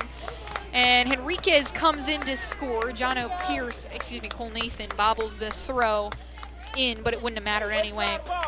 Michael Barron with an RBI single here in the bottom of the 5th gets Shorter's first run on the board. They finally break into the scoring here against the Carson-Newman Eagles. So Barron is at first now, and that brings up the shortstop Brooks McKenna. McKenna walked in his last at bat, and he faces Fletcher for the first time. First pitch comes in at the knees of McKenna, and it is a strike.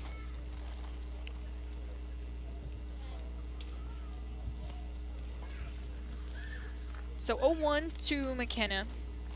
He also struck out in his first at bat, and he cuts on this next pitch. Make it 0-2. There is 2 outs for Carson-Newman as Fletcher searches for his second strikeout of the day. Carson-Newman men's and women's tennis both win 4-0 over Emory and Henry. Good wins for the Eagles there. And here comes the 0-2. Off speed, and Drew Fletcher strikes out the side here in the bottom of the 5th. As we move into the top of the 6th, it's still 11-1. Carson-Newman with the 10-run lead. And we'll be right back here on the Eagles Sports Network. Dorm food got you down? Need a home-cooked meal? Then Lisa's Country Kitchen is for you. Lisa's Country Kitchen has been feeding Carson-Newman students for 15 years. Lisa's has a family-friendly atmosphere all day long, from the morning with her $2.99 breakfast specials to dinner with Lisa's fresh, never-frozen steaks. Carson-Newman students get a 10% discount with their student ID. Lisa's Country Kitchen on Route 92 off Old Andrew Johnson Highway. The best food for the best prices. Looking to make your home more comfortable and affordable? Maybe with a new electric heat pump or new attic insulation? And don't forget new doors and windows. AEC is here to help. We have a quality contractor network, easy financing, and incentives for home upgrades. Plus, AEC carefully inspects every job to ensure the highest quality satisfaction. Visit our website at aeccoop.org for applications, contractor lists, and more details. AEC, power what matters most.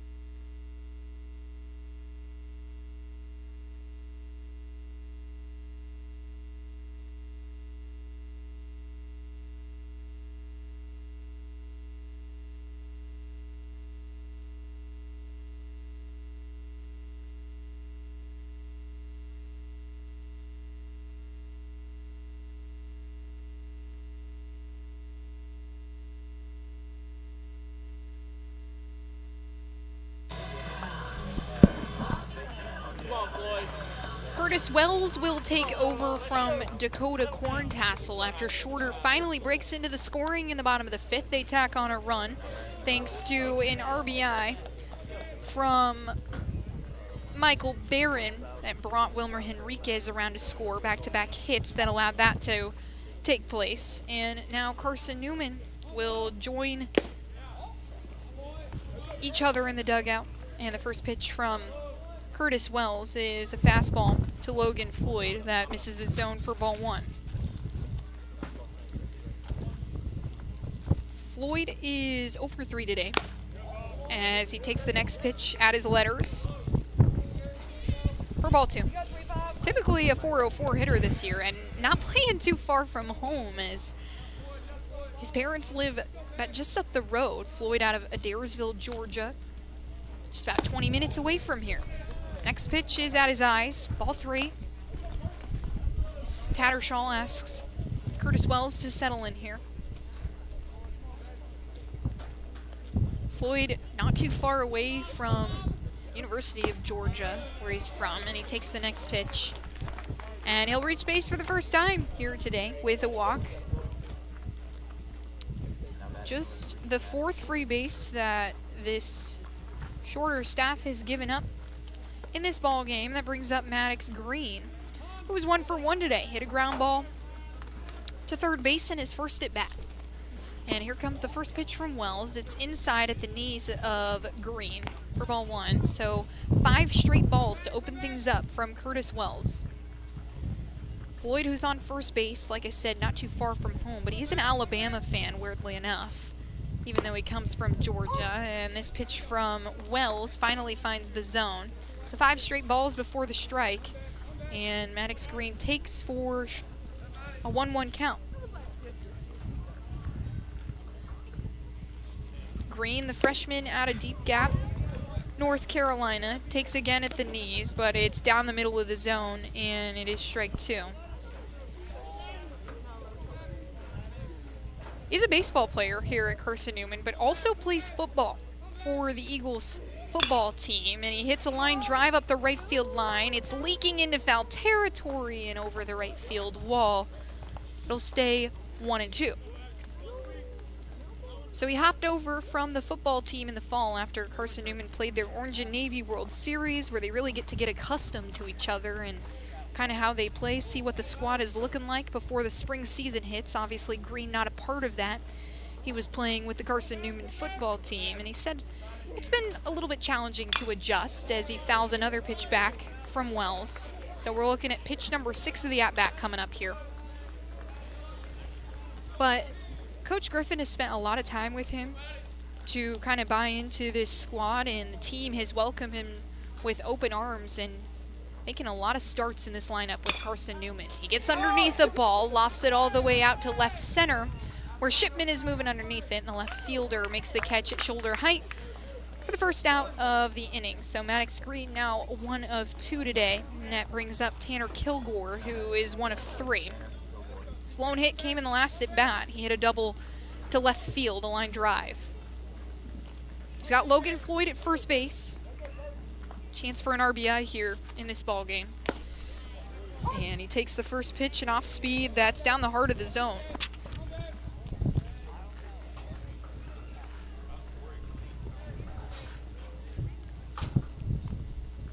Sixth different arm that Carson-Newman has seen in this game as this one takes one hop off the dirt. Tattershaw, a good job to chest it down, and it is a 1-1 count.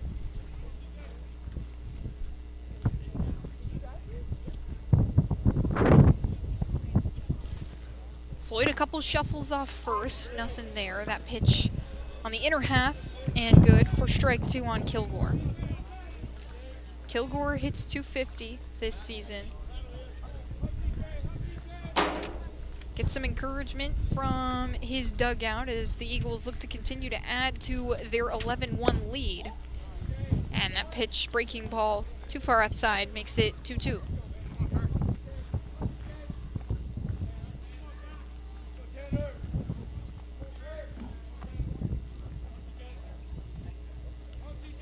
Kilgore has played in 12 games this season, and he watches the next pitch go by. It's too far outside, make it a full count.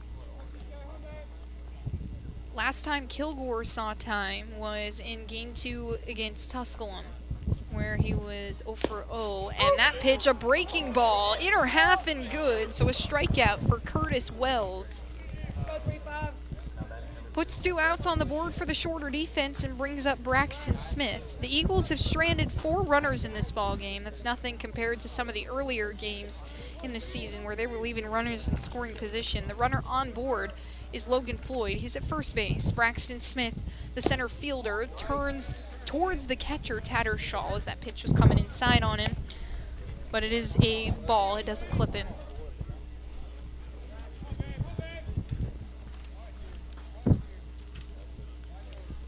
Smith hitting 347 and is hitting 6th in this order. A line drive out to right field that's going to take one hop and get down in front of Tamucci. Logan Floyd moves over to second base, and Braxton Smith is 2 for 3 today. A good job by the center fielder in this ball game. He's also got 2 RBIs to go along with it. Only person that's really topped him in terms of hitting performance in this game is Cole Nathan, who's got 3 hits and 3 RBIs to go along with it. Here's John O'Pierce, who watches the first one go by at his knees for ball 1.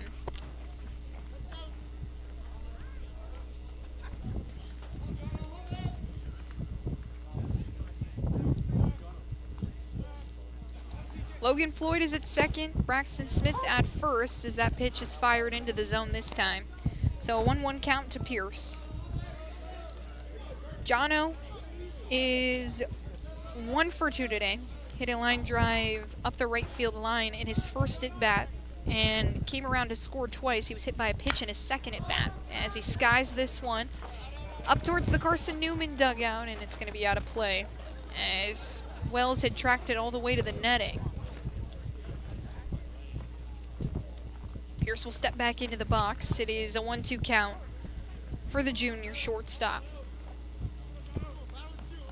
It's kind of split time with Sebastian Rodriguez at shortstop here in the month of March. Trying to get this Eagle batting order going after a quiet February with the Eagle bats. Everyone's struggling in this lineup in the month of February, but they've turned things around in March as Pierce checks swings and Tattershaw wants him to take a look at it. They will, and he did not go. So 2-2 to Pierce. There's 2 outs, runners at first and second. And we're here on the Eagles Sports Network. Rihanna DeCrow with you for the action today. Pierce fouls one off, and it's into the glove of Tattershaw. That'll be the final out of the inning. So 2 scoreless for Shorter in the top of the 5th and top of the 6th. It's still 11-1. And Carson-Newman leads this ball game by 10 runs. As we take a quick break, But we'll be right back with the action from the bottom of the 6th here on the Eagles Sports Network. We love to cheer for our home teams, like the Eagles. It means more when we're rooting for the people we know. Did you know Tri-Lite is your home team internet provider? We're right here in Jefferson City, serving the people we know with our ultra-fast, ultra-reliable fiber broadband network. And we'd love to serve you. Learn more at trilite.net or by calling 833-847-0824. Go Eagles! How do you know you're in a community, not just a town? Well, strangers smile as they walk by. They refill your coffee without you asking. And when you ask directions, people offer to walk you there. Communities give more. The way you know when you walk into First Bank that you are in a real community bank. Great products, direct access to your local bankers, and relationships that can last a lifetime. Don't just have an account. Have a community with First Bank. Member FDIC.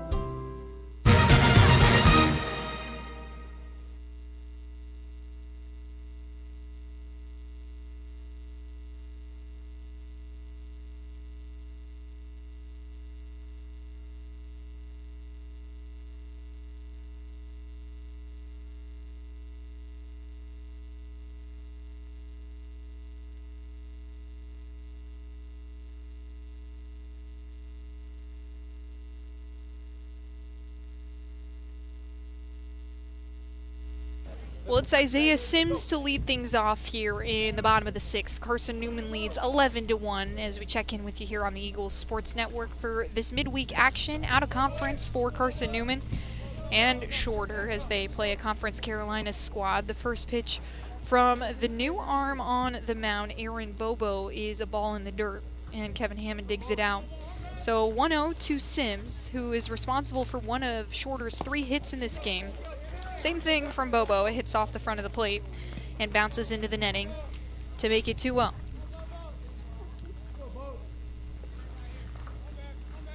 Aaron Bobo, just his second appearance here in 2026. And the redshirt sophomore finally finds the zone for strike 1 on Sims.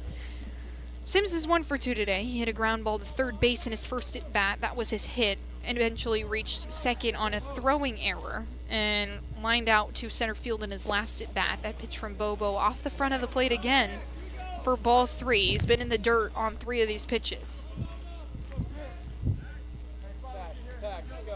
His last appearance was March 13th against Emory and Henry, where he went 1 inning and gave up 1 run. And that pitch low and away, ball 4. So Aaron Bobo gives up a walk in his first at bat. And it brings up the catcher, Josh Tattershaw.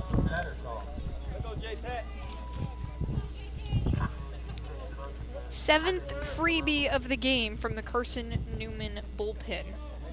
Eli Norris gave up 5 walks. Drew Fletcher, who threw for 2 innings, gave up a walk with 2 strikeouts. And now Aaron Bobo with a walk here in his first frame. That pitch from Bobo, low in the zone and good. Strike 1 on Tattershaw. Tattershaw is 0 for 2 today with 2 strikeouts, and you can bet that the catcher is trying to flip the script in this at-bat. As Tattershaw takes, it's in the dirt. Kevin Hammond gloves it down, makes the throw. He got him. Isaiah Sims, no hesitation, but Kevin Hammond kept it in front of him. And a straight bullet to second base, where Cole Nathan was waiting for him. Served up that caught stealing on a platter for Kevin Hammond. And here comes Bobo as Tattershaw takes this one out towards left field. And Ryan Bolton makes the catch on the left side for out number 2 of the inning. Here comes Reese Newberry, who replaces Jake Jordan.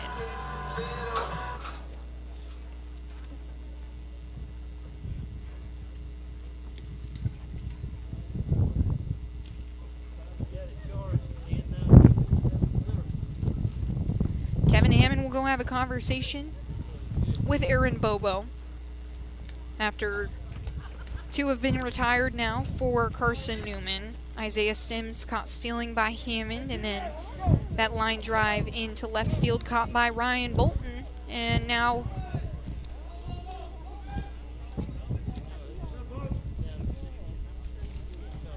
Aaron Bobo will face his third batter as Newberry skies this one up the first base side. Out of play. Logan Floyd follows it to the fence. And it is strike one on Newberry. Newberry, the freshman, coming out of Lilburn, Georgia, stands at 6 foot tall in the right batter's box. He's made 13 starts, played in now 21 games. And hits a ground ball to John O'Pierce, who gets it off to Hops. The throw at Logan Floyd's knees for the third out of the inning. So Carson-Newman, after the one run that Shorter put up in the bottom of the fifth, put up a scoreless bottom of the sixth, then we move into the top of the seventh, where Carson-Newman looks to either add to their lead or have some fun here. And we'll be right back here on the Eagles Sports Network.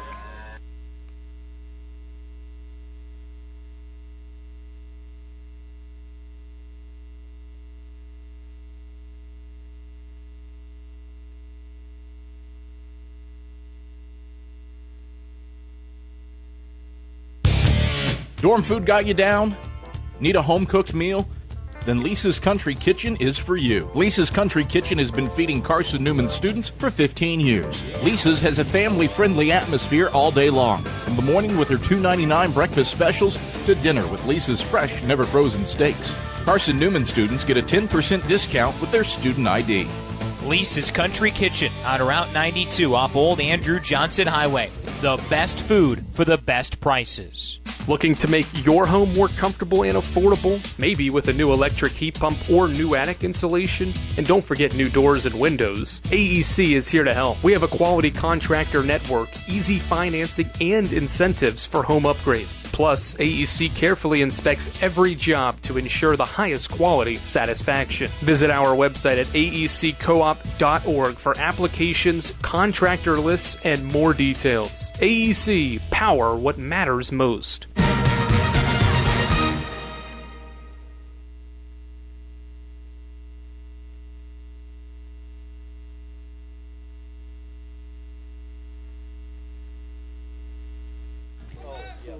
Well, Kevin Hammond will lead things off here in the top of the seventh, and he'll face Jonathan Vigoa, the senior from Rome, Georgia. He transferred over from Chattanooga State Community College and has been, kind of in this lineup for Shorter, and the first pitch from him is a ball well outside. But he was 0 for 7 against Ferrum last week, so he steps in to relieve Curtis Wells of his duties, and the next pitch misses outside, this time a little bit higher, but a ball nonetheless. So 2-0 to Hammond. Kevin Hammond stepping in to replace Carson Cochran behind the dish. The Eagles are up 11-1 right now in the top of the seventh, and Shorter will have one more opportunity to tack on some runs before Carson-Newman wins this ball game in a run rule decision. Hammond takes again, high at his eyes, and it is a 3-0, and here comes the next pitch. Outside, 4-pitch walk to start things off from Jonathan Vigoa, and the third freebie, make it fifth freebie of the day, third walk of the day, I should have said, and that brings up Sean Stripmatter. So Kevin Hammond is on first, and here comes Stripmatter, who is 1 of 3 today. He takes this one at his mid-shin and outside for ball 1. 4 straight, we'll make it 5 straight balls from Vigoa.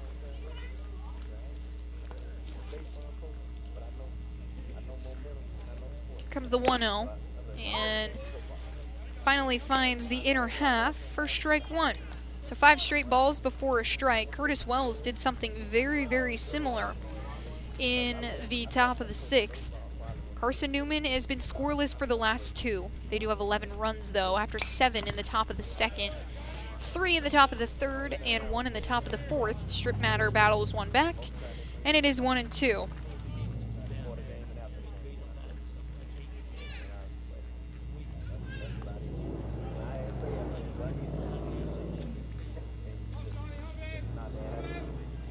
Vagoa kicks and fires as Stripmatter kind of has to move his fate to battle another one up the first base side towards the Eagle bullpen. And it'll stay 1-2. Action going on in the Carson-Newman bullpen. Kyle Adams is warming up. And it looks like Denver Slifka as well is out there. Stripmatter hitting .571 this year. His hit here today was a ground ball into right field. That was in the first inning. He would collect an RBI on that hit. He's got Kevin Hammond at first base, 2 strikes, and that pitch low. A good take from Stripmatters. That one was nearly in the zone.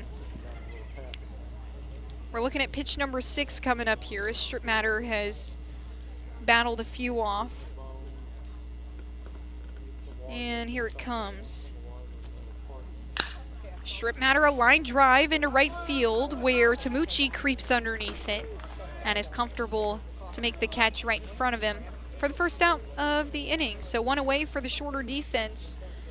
And that brings up the top of the order. What would have been Colton Evans, what is now Ryan Bolton. This is first at bat. Trace Alexander came in to pinch hit for Colton Evans in the top of the 5th, and then Bolton replaced him in the outfield as Hammond takes off after Tattersall, who tried to jump after he was gloving a pitch down from Vagoa, slips out of his glove. It was a ball to Bolton, and Kevin Hammond now on second base. He stole that bag. 1-0 to Bolton as Vagoa gives Hammond a look, and that clipped off the top of his helmet. Hammond took off, and Bolton's going to stay in there. So maybe that didn't hit him. But Kevin Hammond now is at third base, so a chance for Carson-Newman to add to their lead. 1 out on the board, and Ryan Bolton, who is a .250 hitter this season, has collected 3 hits off the bench for Carson-Newman. The redshirt junior coming out of Knoxville, Tennessee. Lots of natives, Tennessee natives in this Carson-Newman lineup. Bolton, one of them. Tanner Kilgore from Kingsport. He's not too far away from home either in Jefferson City. Cole Nathan out of Knoxville as Bolton fouls a high fastball back, and it is 2-2.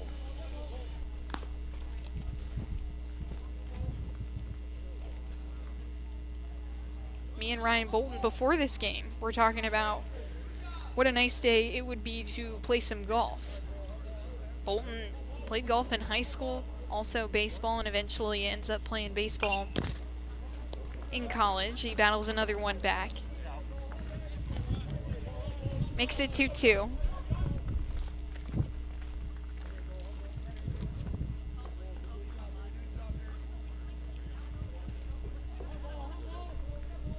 Ryan Bolton, as a sophomore, he split time in left field, saw play in 39 games last season with the Eagles, and has done the same here in 2026. Takes a pitch in the dirt, a good job by Tattersall, keep it in front. Kevin Hammond is at third base, and it's now full for Ryan Bolton.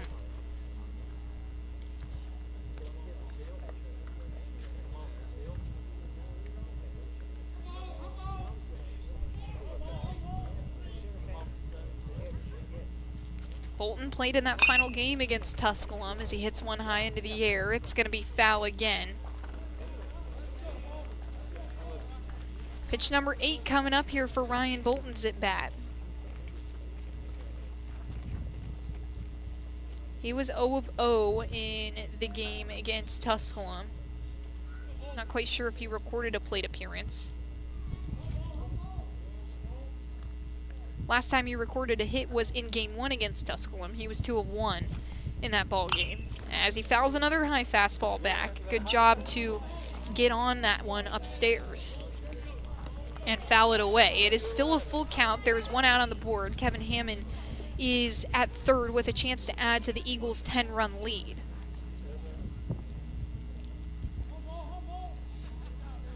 Bolton is a .250 hitter. He's got 6 RBIs this season as he fouls another one away. He was in the batter's box as it popped up and hit him. So it'll just be a dead ball. Pitch number 10 of Ryan Bolton's first at bat coming up here.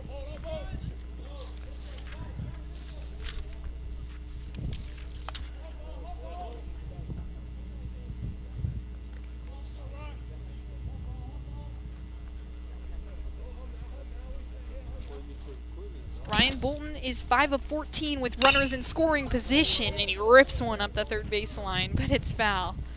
Oh my goodness, Ryan Bolton and Jonathan Vagoa are working in this at-bat against each other.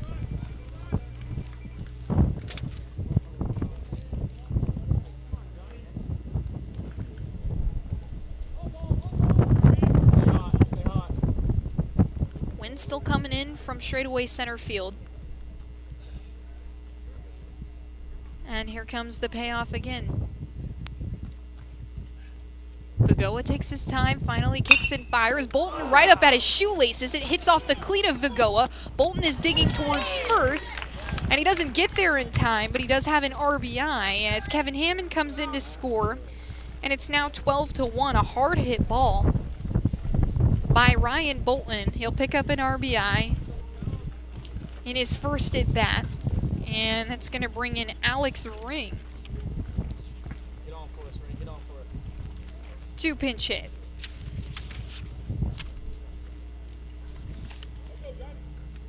Ring replaces Cole Nathan in this Carson-Newman order. Before that, Nathan was 3 of 4 with 3 RBIs, and now Alex Ring will get a chance.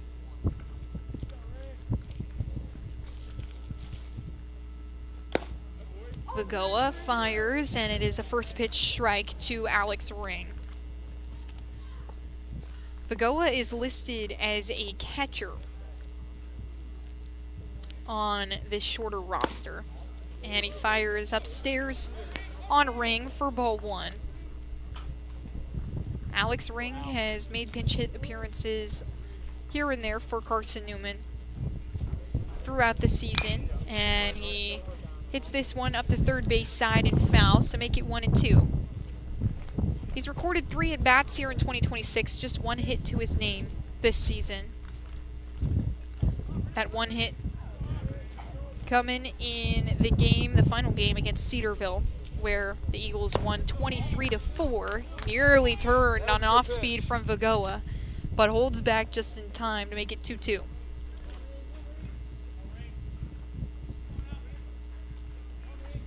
This just his 4th at-bat of his career, 6th plate appearance of his career. He takes low, and a good take there because it was a ball. So, 3-2 to Alex Ring.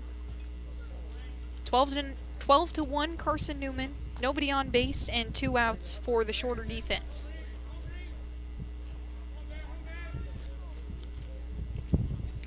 Ring fouls one off, and Tattershaw can't keep it in his glove. So, count will stay full. Back-to-back full counts from Jonathan Vagoa. Come on, Johnny. Worked some weak contact off of strip matter, and Bolton. And that pitch too low for Ring. He'll take his base. And the second walk from Vagoa in this contest after he walked Kevin Hammond. Hammond came around to score here in the top of the 7th. And now we're going to have a conversation from the whole shorter infield with Jonathan Vagoa.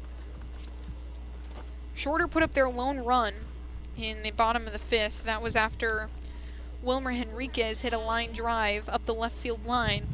And then Brooks McKenna hit a line drive into left center. And that's going to be the end of Vagoa's day. So we'll take a quick break here on the Eagles Sports Network and bring you what might be the final arm here in this shorter lineup when we come back.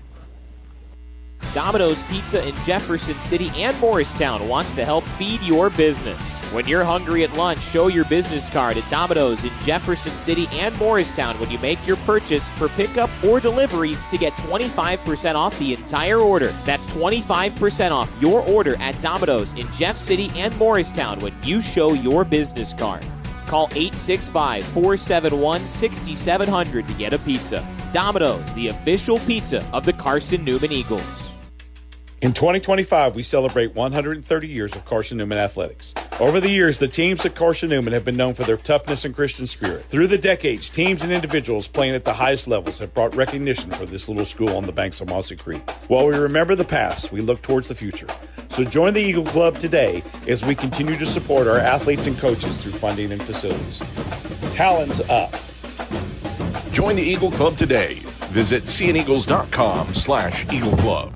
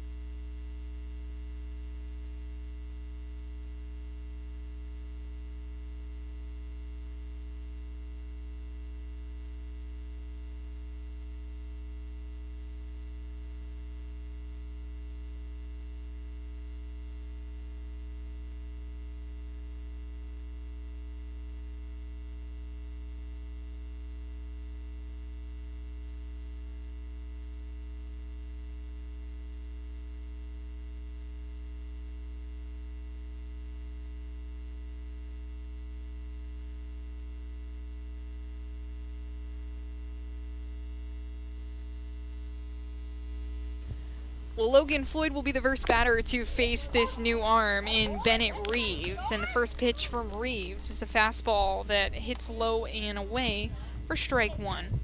Logan Floyd is 0 for 3 today. He reached in his last at bat on a walk. He's got Alex Ring at first base and 2 outs to work with as Floyd cuts through the next pitch and misses for strike 2. As number 11 still searching for his first hit of the day. Wants to get it here in the top of the 7th. The Eagles are up 12-1 as Bennett Reeves asked to come in relief for Vigoa. And Floyd skies one out towards right center field where Barron is moving underneath it, and he'll make the catch for the final out of the inning. So Shorter, one more opportunity, put some runs on the board and hold themselves from being run ruled. And we'll be right back to find out if they will here on the Eagles Sports Network. Dorm food got you down? Need a home-cooked meal? Then Lisa's Country Kitchen is for you. Lisa's Country Kitchen has been feeding Carson-Newman students for 15 years. Lisa's has a family-friendly atmosphere all day long, from the morning with her $2.99 breakfast specials to dinner with Lisa's fresh, never-frozen steaks. Carson-Newman students get a 10% discount with their student ID. Lisa's Country Kitchen on Route 92 off Old Andrew Johnson Highway.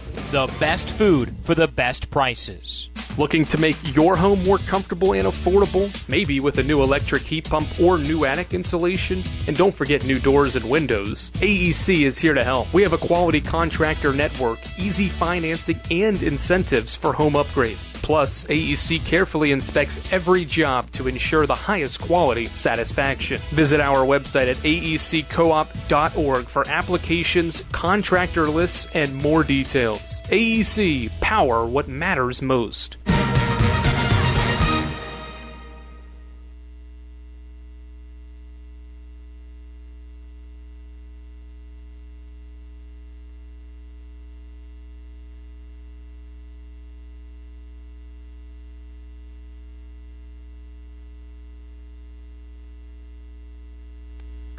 Well, it is Cam Butler who will look to finish things out here as we move into the bottom of the 7th, as Carson-Newman leads by a score of 12-1, and the Eagles make some changes on defense as well. It's Matt Bishop at first base.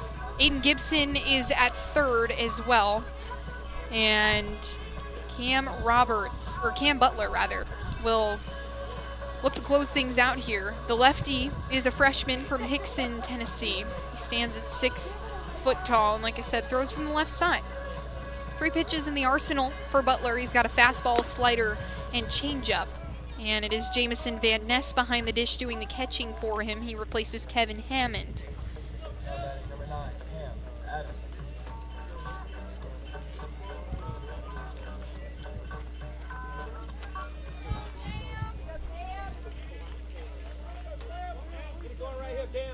And he'll face Cam Adams.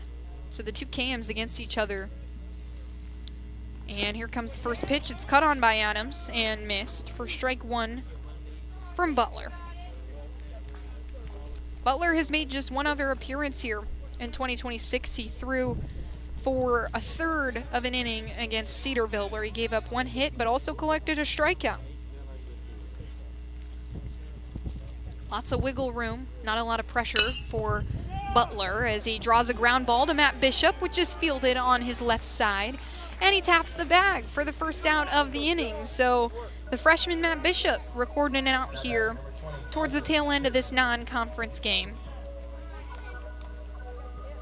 Puts the first out away, and Carson-Newman now 2 outs away from winning this ball game here in 7. The Eagles, 16-12 this season, have collected a lot of non-conference wins. They are 8-10 in sack play. That makes them 8-2 in non-conference play as Matt Bishop goes into a full split to make the catch from John O. Pierce and gets Micah Shipman out. Oh my gosh. Matt Bishop with the stretch over there at first, as his dugout gives him some love.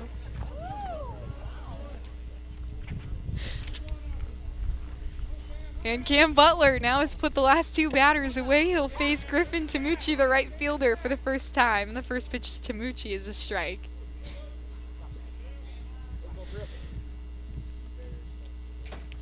Tamucci is 0 for 2 today. He reached on a walk in his last at bat, and that pitch from Butler skips off the dirt and behind Van Ness.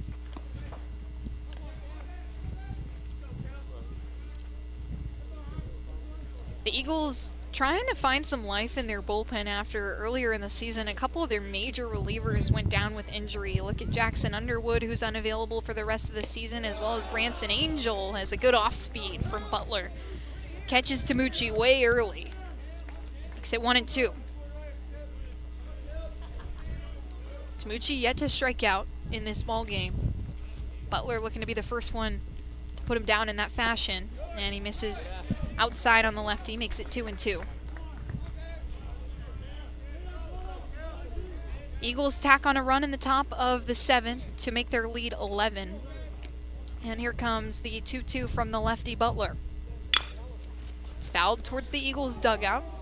Glove down by Cole Nathan. Actually, I think it was Jacob Rogers in the bullpen who was eyes on the batter. Still 2-2. 2 outs. Eagles looking to win ball game number 17 on the season. And Butler nails Tamucci with a pitch, so he will take his base, and that brings up Wilmer Henriquez, who is responsible for the lone run that Shorter has scored here in this ball game. He hit a ground ball up the left field line in his last at bat and was eventually brought around to score by Michael Barron, who hit a line drive into left center. Faces Butler, the lefty, for the first time, fouls the first pitch back. He's got a runner in first base in Tamucci. And Henriquez, he leads this team in batting average. He leads this team in RBIs. Good spot to be if you're Shorter and want to tack on a couple runs here in the late goings of this game. Henriquez elevates one out towards right field. Maddox Green is tracking it down. Takes a couple steps, makes the catch for the final out of the ball game. So Carson-Newman wins this one 12-1. Cam Butler finishes the job as he gives Jamison Van Ness a big ol' hug just in front of the mound.